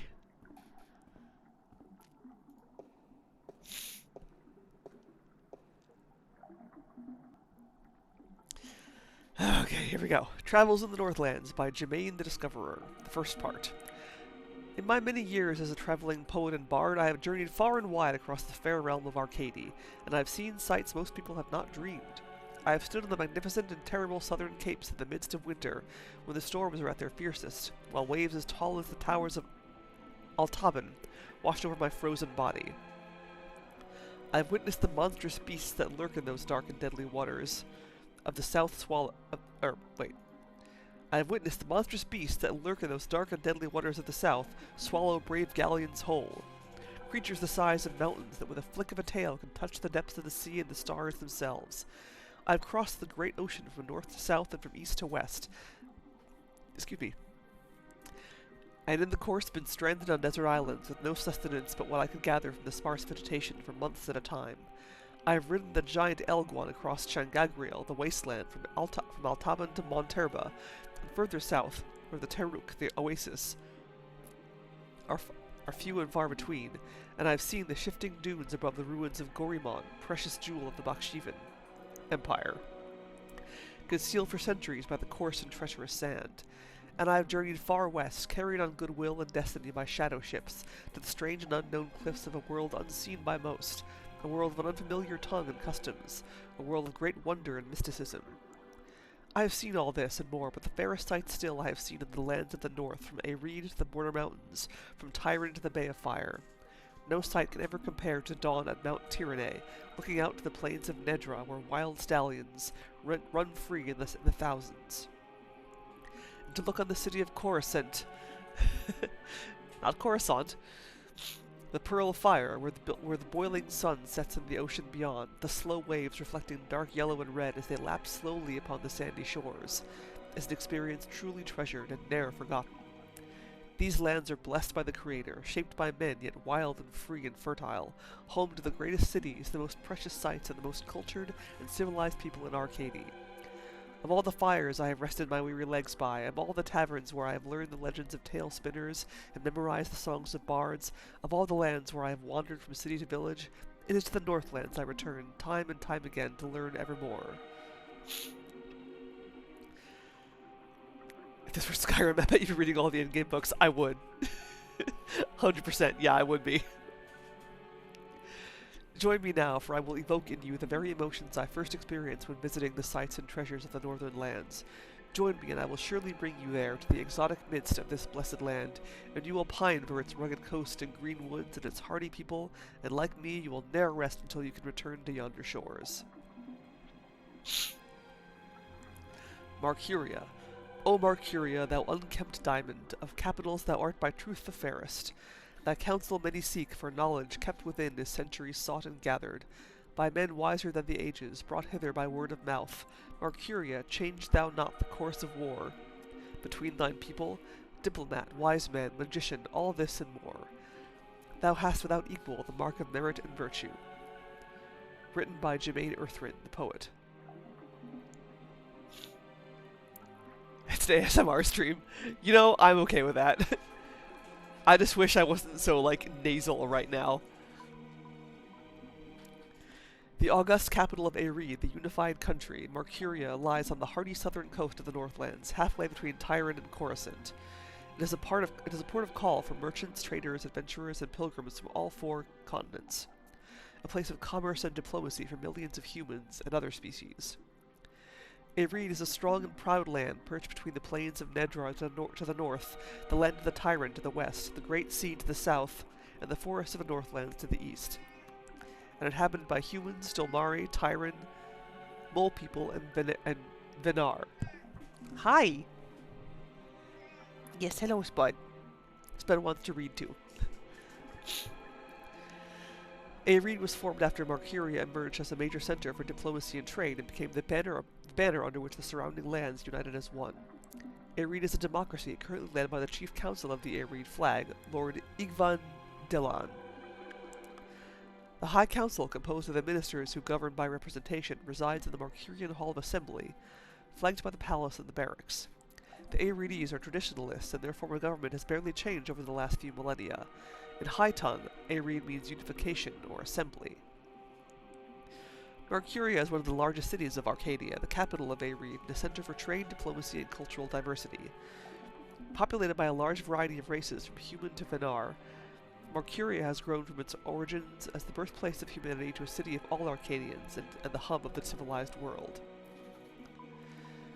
Founded 20,000 years ago at the shore of the then unconquerable ocean, it is the first known permanent settlement of the emerging human race. Initially left to its own devices by more developed races, Marcuria grew large and fat and wealthy. With newfound confidence, it passed through a period of expansion which gained it a reputation as a merciless aggressor, which soon brought violent attention from the Tyrant in the west and the Dolmari in the north. After years of war, Marcuria was decimated and subsequently rebuilt with sufficient reinforcements to weather attacks from both sea and land. Peaceful times followed, whereupon Marcuria settled into the role it has in today's Arcadia. Although all surrounding areas fall under its jurisdiction, there is sufficient self-governing and few central taxes to appease all but the most disgruntled. The huge areas of farmland around the city benefit from the well-kept roads, markets, and the busy export to other lands. Nearby villages benefit from the military might of Marcuria, protecting them against roving barbarians and tyrant armies. And Marcuria also provides the people of the Northlands with one of the best and busiest ports in Arcadia, allowing travel to distant destinations around the world. Are you done? Let me take that back for you.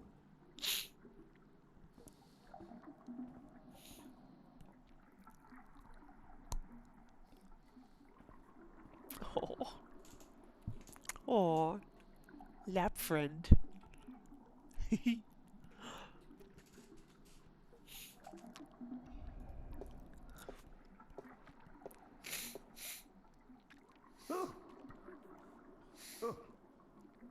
Could I see some more books? Oh, certainly. What is... I'd like to read some Arcadian folktales. A favorite topic of mine. I have just what you're looking for.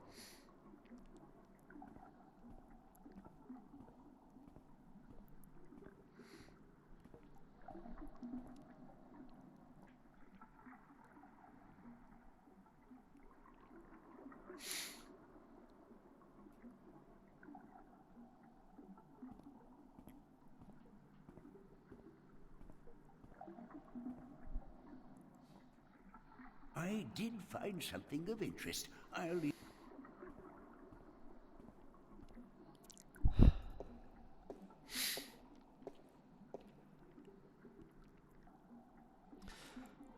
Sadra, the faithful wife. Sadra was married to a brute of a man named Hooray. He was a bully who drank, cursed, gambled, and beat up his wife when he lost coins at the cups table. Still, Sadra treated Hooray with respect and care. She fed him when he was hungry, she made his bed and washed his back, and she lay down with him when he told her to. She never complained of her hardships to anyone, even though some days she woke up with bruises all over her body. Great story so far. Despite her husband's treatment, Sadra was a beautiful woman with lovely dark hair and green eyes, and men would admire her when she went to the market for food, or the town well for water. But none dared approach her, fearing her dangerous husband more than they admired her beauty and grace. People would say, "Poor Sadra, she deserves better than what she has. She is so good and patient even though her husband mistreats her every day." But no one was willing to do anything to free her from her husband, as they all feared his wrath. "She chooses her own path," they would say, "and it is not our duty to interfere." Then one day a tall and handsome prince rode into town to visit with the elder council. When he spotted Sadra carrying 2 heavy buckets from the well to her home on the edge of town, he was taken with her beauty and youth, and he jumped down from his horse to help carry her buckets home. On the way, he offered Sadra courtship, but when told she was already married, he bowed respectfully and excused himself for acting inappropriately. That night, Sadra's husband heard about the prince helping his wife, and after striking her down for letting royalty interfere with her duties, he strode drunkenly, for he had already had his usual fill of dark ale, towards the tavern where the prince and his cohorts were staying. When Hooray arrived at the tavern, the prince was eating dinner, and when told Sadra's husband was there to see him, the prince stood and waved the man closer. "I must congratulate you on your good taste in marriage," said the prince, "for your wife is the most beautiful and good-hearted woman I have ever met." And then he offered Hooray a seat and a tall mug of ale. But the angry husband did not appreciate the prince's advances, and he drew a sword and lunged at the prince before his guards could react. The prince was quick and lucky to avoid certain death, and before Hooray could make a second strike, the prince had recovered his sword from where it stood by the wall and stood ready to fight the brute. "Leave him be," called the prince when his guards drew arms and ran to protect their liege. "This is between him and me." Smiling briefly, he nodded his head to Hooray and stood to attention. Obviously, his skill with the sword was formidable. Hooray, a coward at heart, knew that if he fought fairly he would surely die, and he sheathed his sword but loosened the knife he had tucked up his long sleeve. "My pardon, prince," said Hooray. "My love for my wife is such that I am blinded by jealousy. I offer you friendship and apologies." He extended an open hand to the prince and smiled a broad lizard smile. The prince, unaware of Hooray's mistreatment of his faithful wife, smiled back, put down his sword, and extended his own hand. "Your apologies accepted, sir." Then, suddenly, Hooray's knife was in his hand and moving in a blur towards the prince's exposed throat. Had it not been for the quick eye of a nearby guard, who with the broadside of his sword struck Hooray on the side of his head, the prince would have been dead. The knife carved a deep scar in the prince's shoulder, but did no serious harm. Hooray was taken away to the town prison to be judged when the sun rose. His crime was surely punishable by death, especially as Sadra would testify to his cruelty in front of the judge. Free of Hooray's tyranny, the townspeople now spoke of Sadra's suffering by her husband's hand. But Sadra would not herself, even now, speak against her husband, and instead of being sentenced to death, Hooray was sent away to work at the king's mines for 25 years. Taken with her faithfulness, the prince yet again offered Sadra courtship. But again, Sadra declined, for she was still a married woman. Then, 1 year later, Hooray attempted to escape the king's mines by killing 2 guards and climbing the walls, but he was shot down with an arrow and died in agony and disgrace. Again, the prince visited Sadra's town, bringing condolences and a renewed offer of courtship, and this time Sadra agreed. Months later, the prince and Sadra were married in a glorious ceremony, and when the old king died, the prince became regent and Sadra his queen. She was as good a queen as the land had ever seen, and she was loved dearly until the day she died. And her funeral was the grandest and most tearful in memory.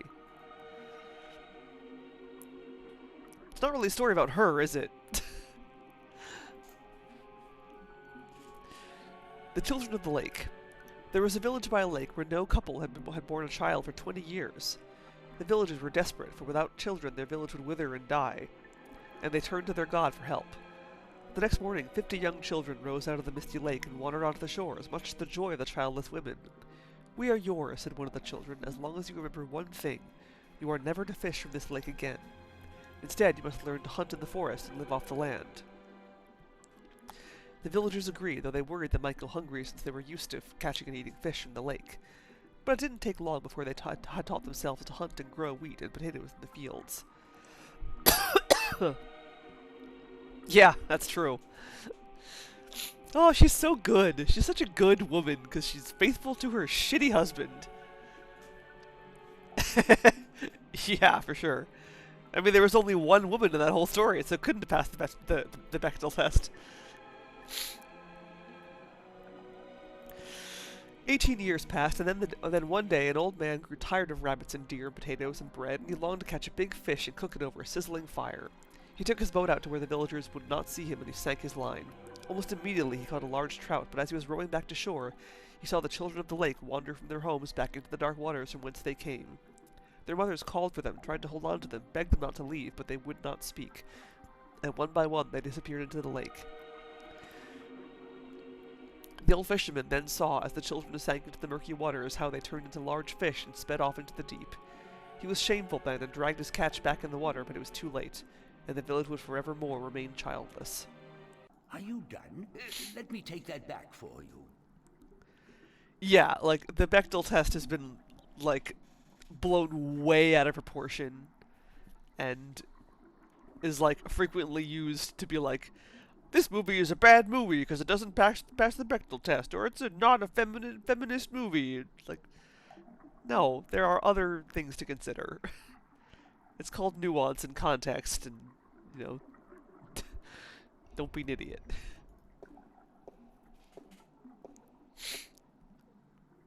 Oh. Oh.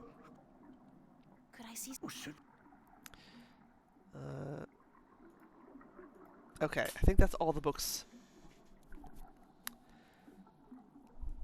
Actually, I don't feel like reading right now. Hi, Spud. Didn't realize you were down there. Very well, though it is the strangest thing I've heard in a while. How can you not feel like reading? Yes, I know. I'll see you later. Yes, good.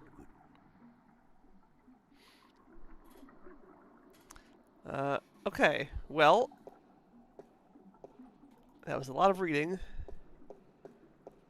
and I think we only got, like, one really important piece of information out of it.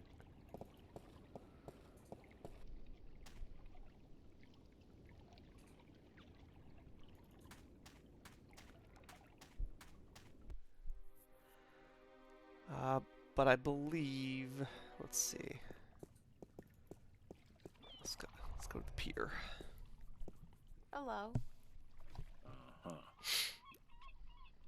Do you know the island of Elias? The vacation paradise of the ancient Delmari? Certainly. How do I get there? It's near the Briston Atoll, but boats rarely travel directly to Briston from Marcuria. You'd have to travel via Guyenne. Can you give me a lift to Guyenne on your ship? There are 3 problems with that scenario. Number 1, there's no wind, so we can't set sail south.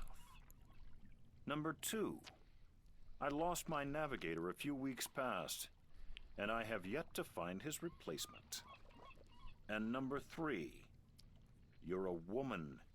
We don't let women on board the White Dragon. Isn't that a bit sexist? Sexy is just what I worry about. What with a boat full of men being out at sea for months at a time? God damn it, Horatio. Not sexy, sexist. I'm a sailor, girl.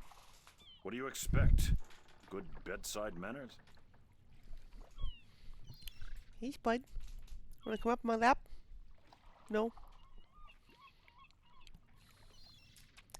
The only lap he wants to sit on is yours.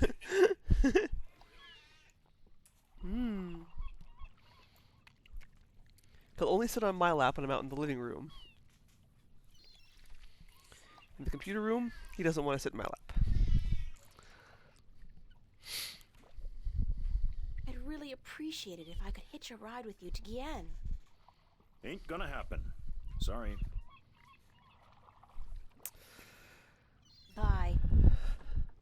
Okay, well, hopefully we can at least solve this navigator problem. If we can find Tunlayak. Oh, but she's also a woman, so, well.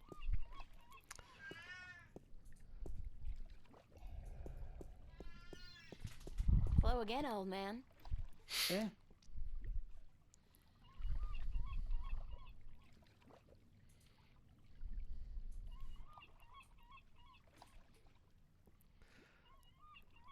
Do you know how I can get passage on a boat going south? Aye, coin be the way, as me beloved wife always be saying. Course she'd be running off with a wealthy merchant while I be away at sea. Women, never trusted one I didn't pay for again. I don't have much coin at all. And I be at a loss, as do ye, unless... Unless... I need coin to travel in a boat unless... what? Unless I be calling in a favor with the good Captain Horatio Nebave, who be Uh-huh. traveling to Guyenne as soon as the wind be picking up. What kind of favor? Oh, he be owing me from back when I was his captain. Uh-huh. Would you cash in your favor with Nebave if I got your bird back? Aye, I be promising anything to get me friend back. It be a deal. Hell yeah. Do you know the island of Elias? Aye, I be knowing lots and lots about the feared Isle of Elias. It's feared? How? Because it be a place of cannibals. You really don't know anything about the island of Elias, do you? No, I do not. Aw. Oh, he tried. See you later. If I not be dead, aye. Hello. Yes, hi.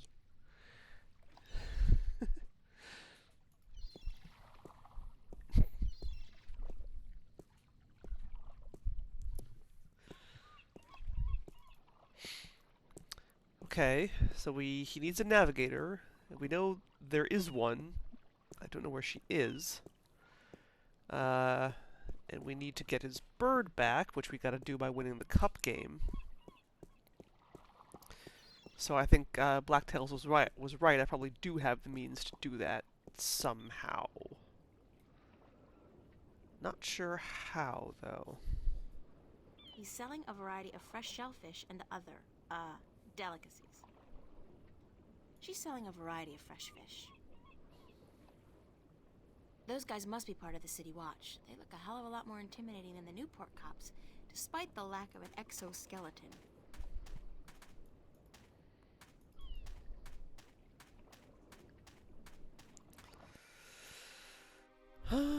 Let's see here.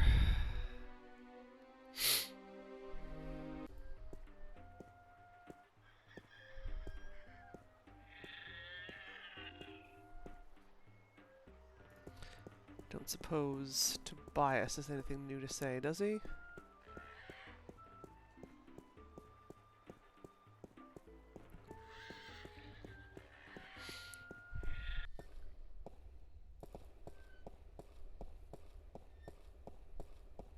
I like that he's always like facing the wrong way when I come in, and then he just Are goes you like, busy?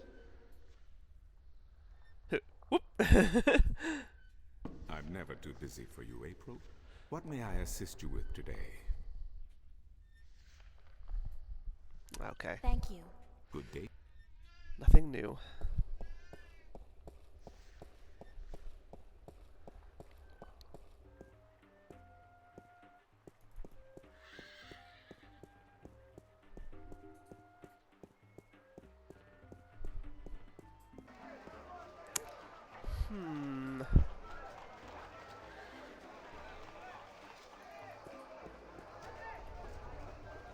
It's a talking bird.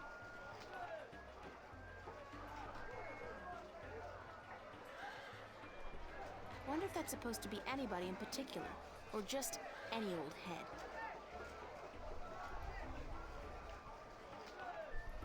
That's the guy in charge of the Cups game.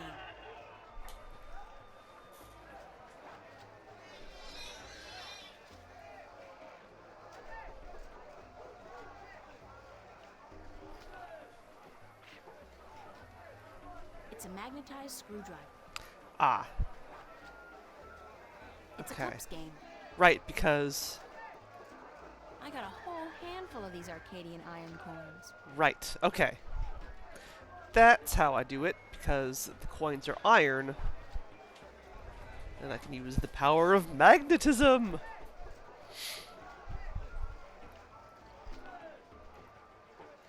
Alright.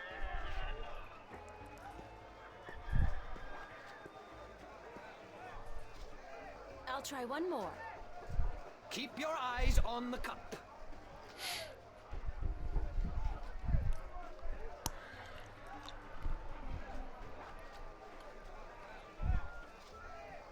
Now, you guess which cup hides your coin.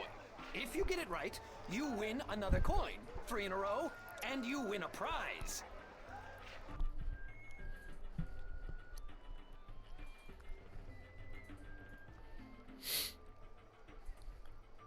Nothing happened. Hey, that cup moved. It's gotta be this one. That's correct, but that's... You used magic, didn't you? You used your magic wand. Nuh-uh. Your amulet didn't light up, did it? No, but it's impossible. Because you use magic yourself? Because nobody's supposed to ever win your game? They have a name for people like you, sir. Con artist. What? I'm outraged. I'm outraged. Whatever. I want my prize. Prize? You don't get a prize for winning once. Especially when you're cheating. You cheat. You want me to call the city guard? I demand a prize. Oh, by the gods of gambling. Here, take this and leave me be. No, no, no. I want the big prize. A calculator? Where did you get this? Oh, I don't know. Won it off some guy who got it from someone else who's supposedly been in stock. It's it's a valuable souvenir from the mysterious and elusive world of logic. Now, would you please let me be? Let someone else play. Yes? See, if you were smart, a better con artist would actually let people win once in a while. You wouldn't just immediately, like, shut them down. You let them win, and then maybe you let them win again, and then, oh, the third time, nope, no win that time. Why don't you try again?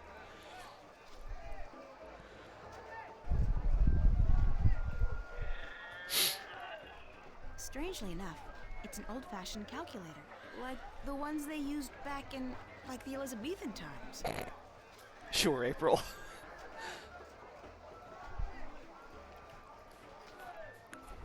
I'm not talking to you, you cheat. It's a cups game.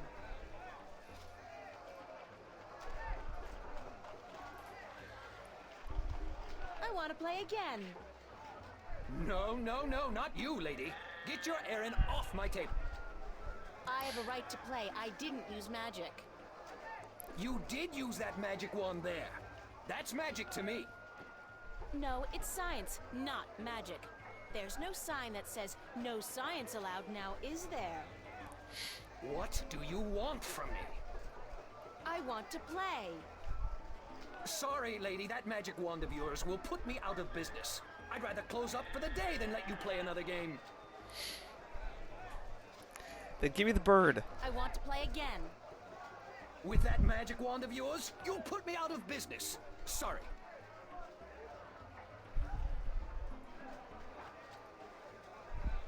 I want your bird.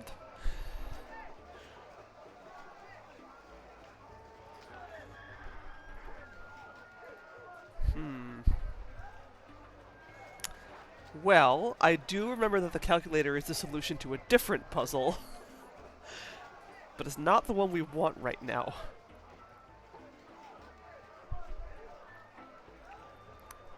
What we want is the bird.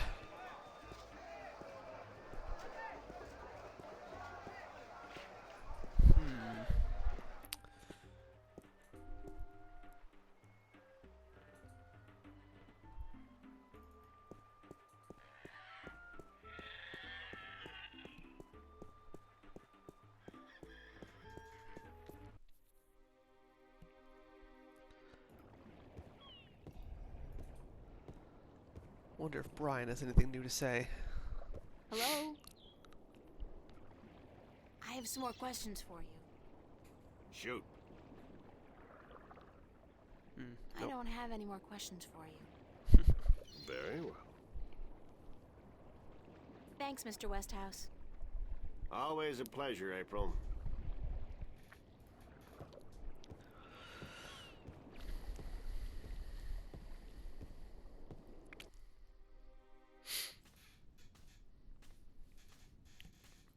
It's a flower bed.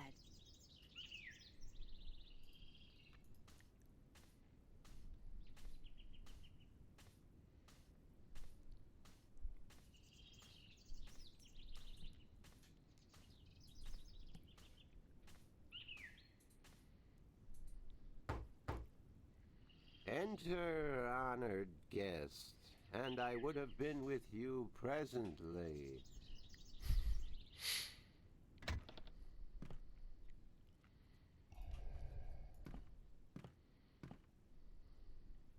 Can I ask you a few... Yes. Thanks, You... about my... anything...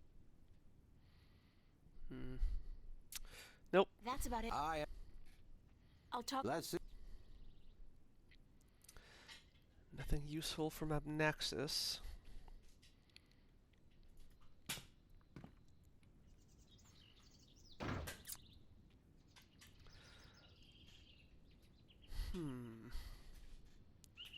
Where do I go from here?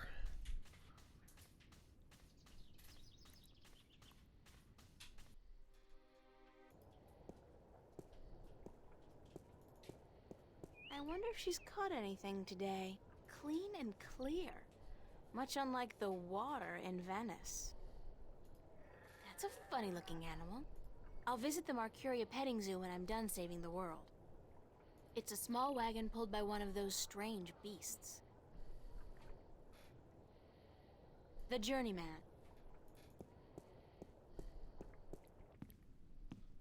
The back rooms are both empty. It was very comfy. Nothing but ashes left of the fire now. Barrels. Assorted bottles and spices and herbs. It's the innkeeper. She looks busy. Excuse me? Yes? Oh, it is you.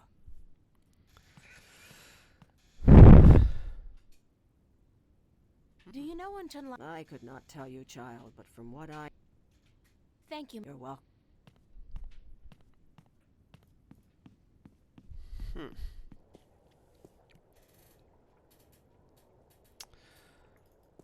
What to do then?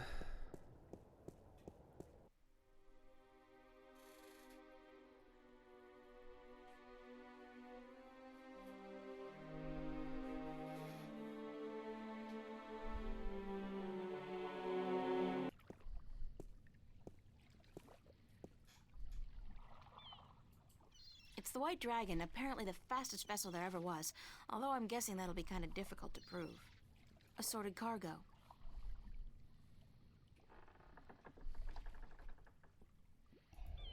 It's Captain Horatio Nebeve of the White Dragon.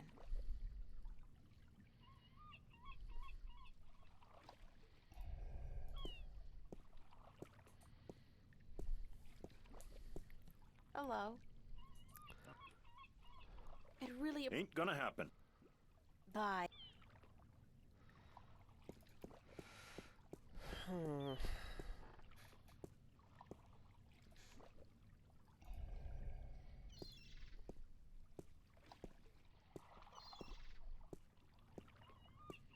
Hello again, old man. Eh?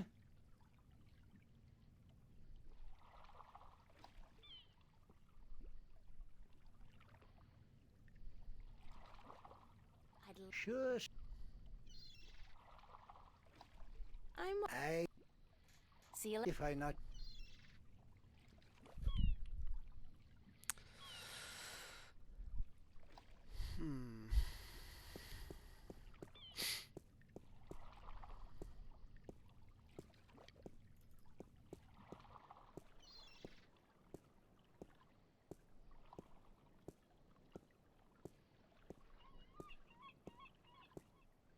Blue fire. breathtaking.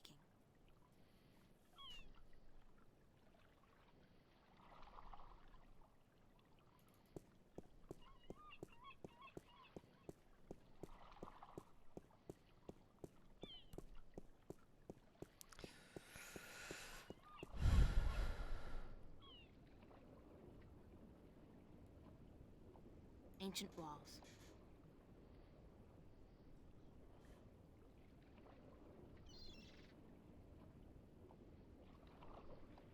I'm not in the market for an instrument at this particular moment. Still, good to know where to get one in case of a musical emergency.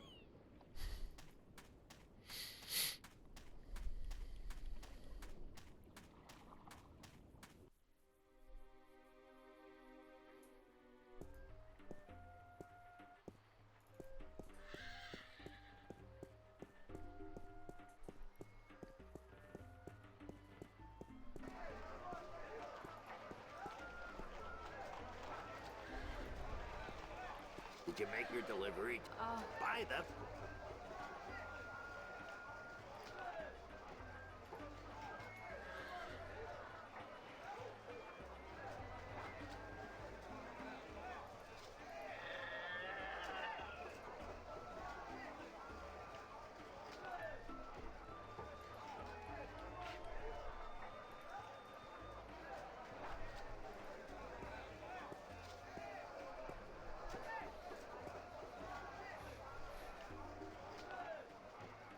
Is that gold? Only valid Arcadian coin in iron and other precious metals allowed at my table, young lady. Take your worthless gold elsewhere. Gold? Worthless? Now I have heard everything.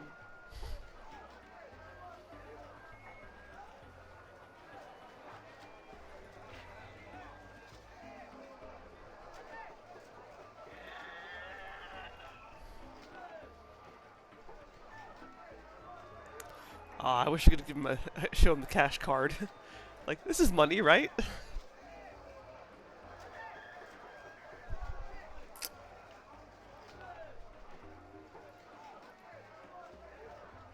I'll make a trade with you. My magic wand for one of your prizes, there and we then go. I'll leave your game alone. What's the catch? No catch. You get a magic wand, and I get one of your exotic prizes. All right. Fair enough. Which prize would you like? The talking bird. That scraggly heap of... A fantastic choice, young lady. Hold on a second and I'll get him for you. A fantastic choice, and I really, really mean that. There we go. That's how we get bored.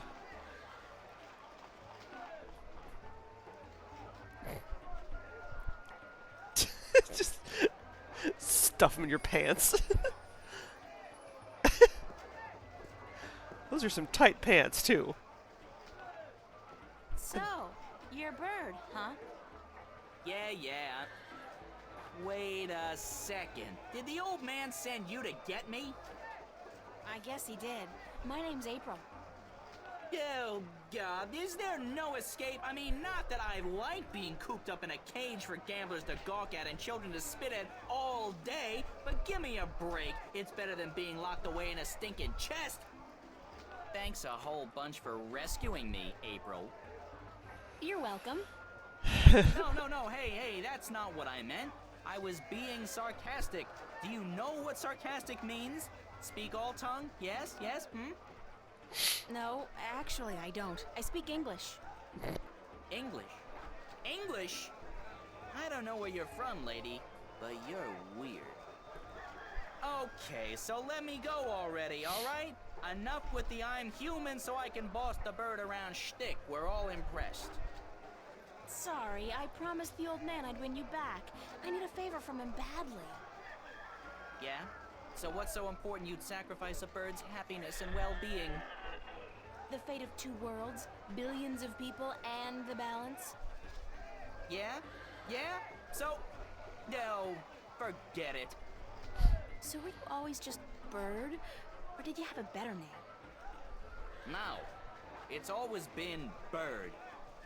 My full name is That Damn Bird. I learned that when I was 2 weeks old. That damn bird, the old man would say. No good ball of feathers. Then he beat me with a stick. Jeez. Really? No. He'd just stick me in the chest and forget about me. Which is almost as bad as beating, believe you me. I'm sorry to hear that, Bird.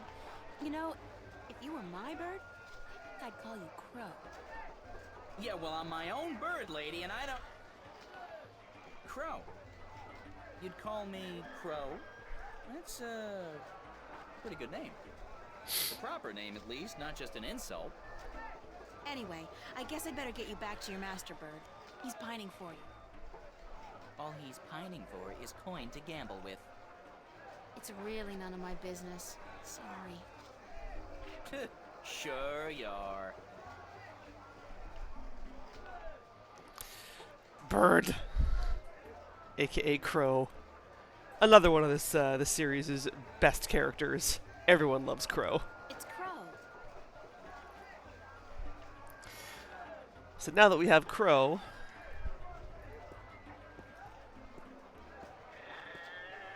I should probably call it quits, actually.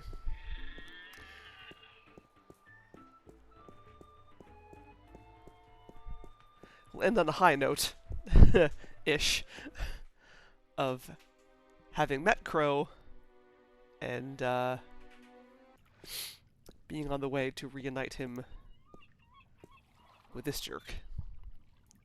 You know what? Let's actually just do that right now. Why not? Let's see what happens.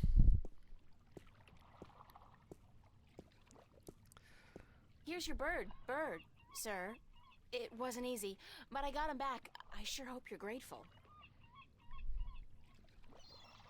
Bird, blessed be the balance, me faithful friend and companion be back.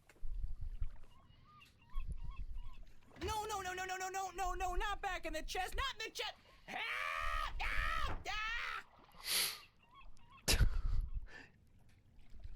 You don't put a bird in a chest. Now can you help me get passage on a ship? Aye, I be a man of me word.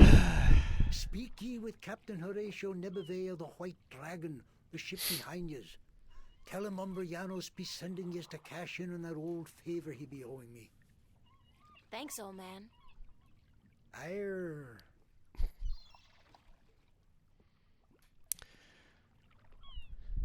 Now let Bird out of the chest.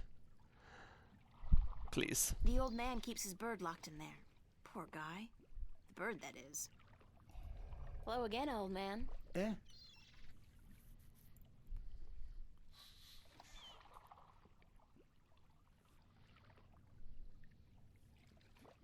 See you later. If I...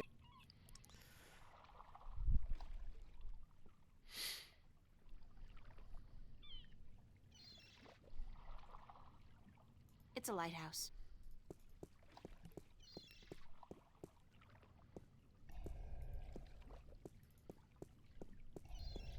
Hello.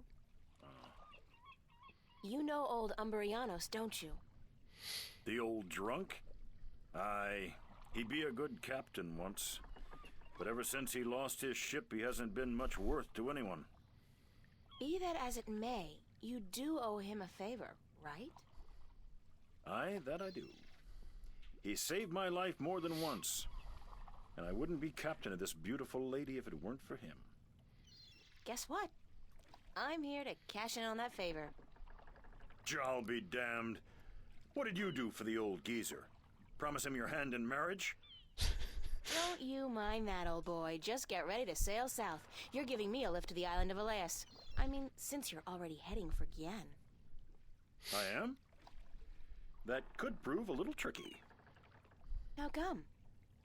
For one, there is no wind. That accursed alchemist up north has put some kind of spell on the wind. Right. Clax, I believe his name is. Roper Clax. Lives in a bloody rock somewhere beyond Riverwood. As long as he's got his dirty claws on the wind, this vessel ain't going nowhere. Then there's a little problem with my crew. I can't very well leave the harbor without a navigator, And my last one decided he didn't much care for the sea anymore and went off to marry a serving maid. But, okay. Let's say I manage to free the wind and find you a new navigator. Then will you drop me off on Elias? You think you will be able to defeat Clax, free the wind, and find me a new navigator? By Jarl's pus-filled left eye, if you do such Gross. a trick, then I'll take you wherever you wish to go. Most likely they'll be holding your funeral within the week, girl. Just leave the madman be and let the army deal with him. Never you mind. As long as you keep your promise and take me to Elias. Army's got nothing on What's me. with Elias, anyhow? It's been deserted for hundreds of years, ever since the Dolmari fell victim to the Great Plague. I need to visit the Elation people, to listen to some of their stories. As if there aren't enough stories here. Huh. It takes all sorts, that be for sure. All right. So now we have a goal for next time, and that is to free the wind. Easy. Easy peasy.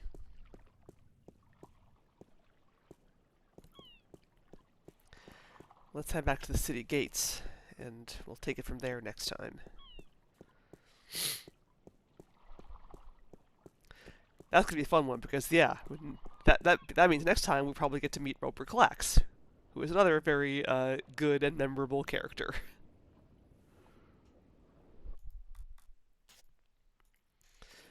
This is gonna be fun.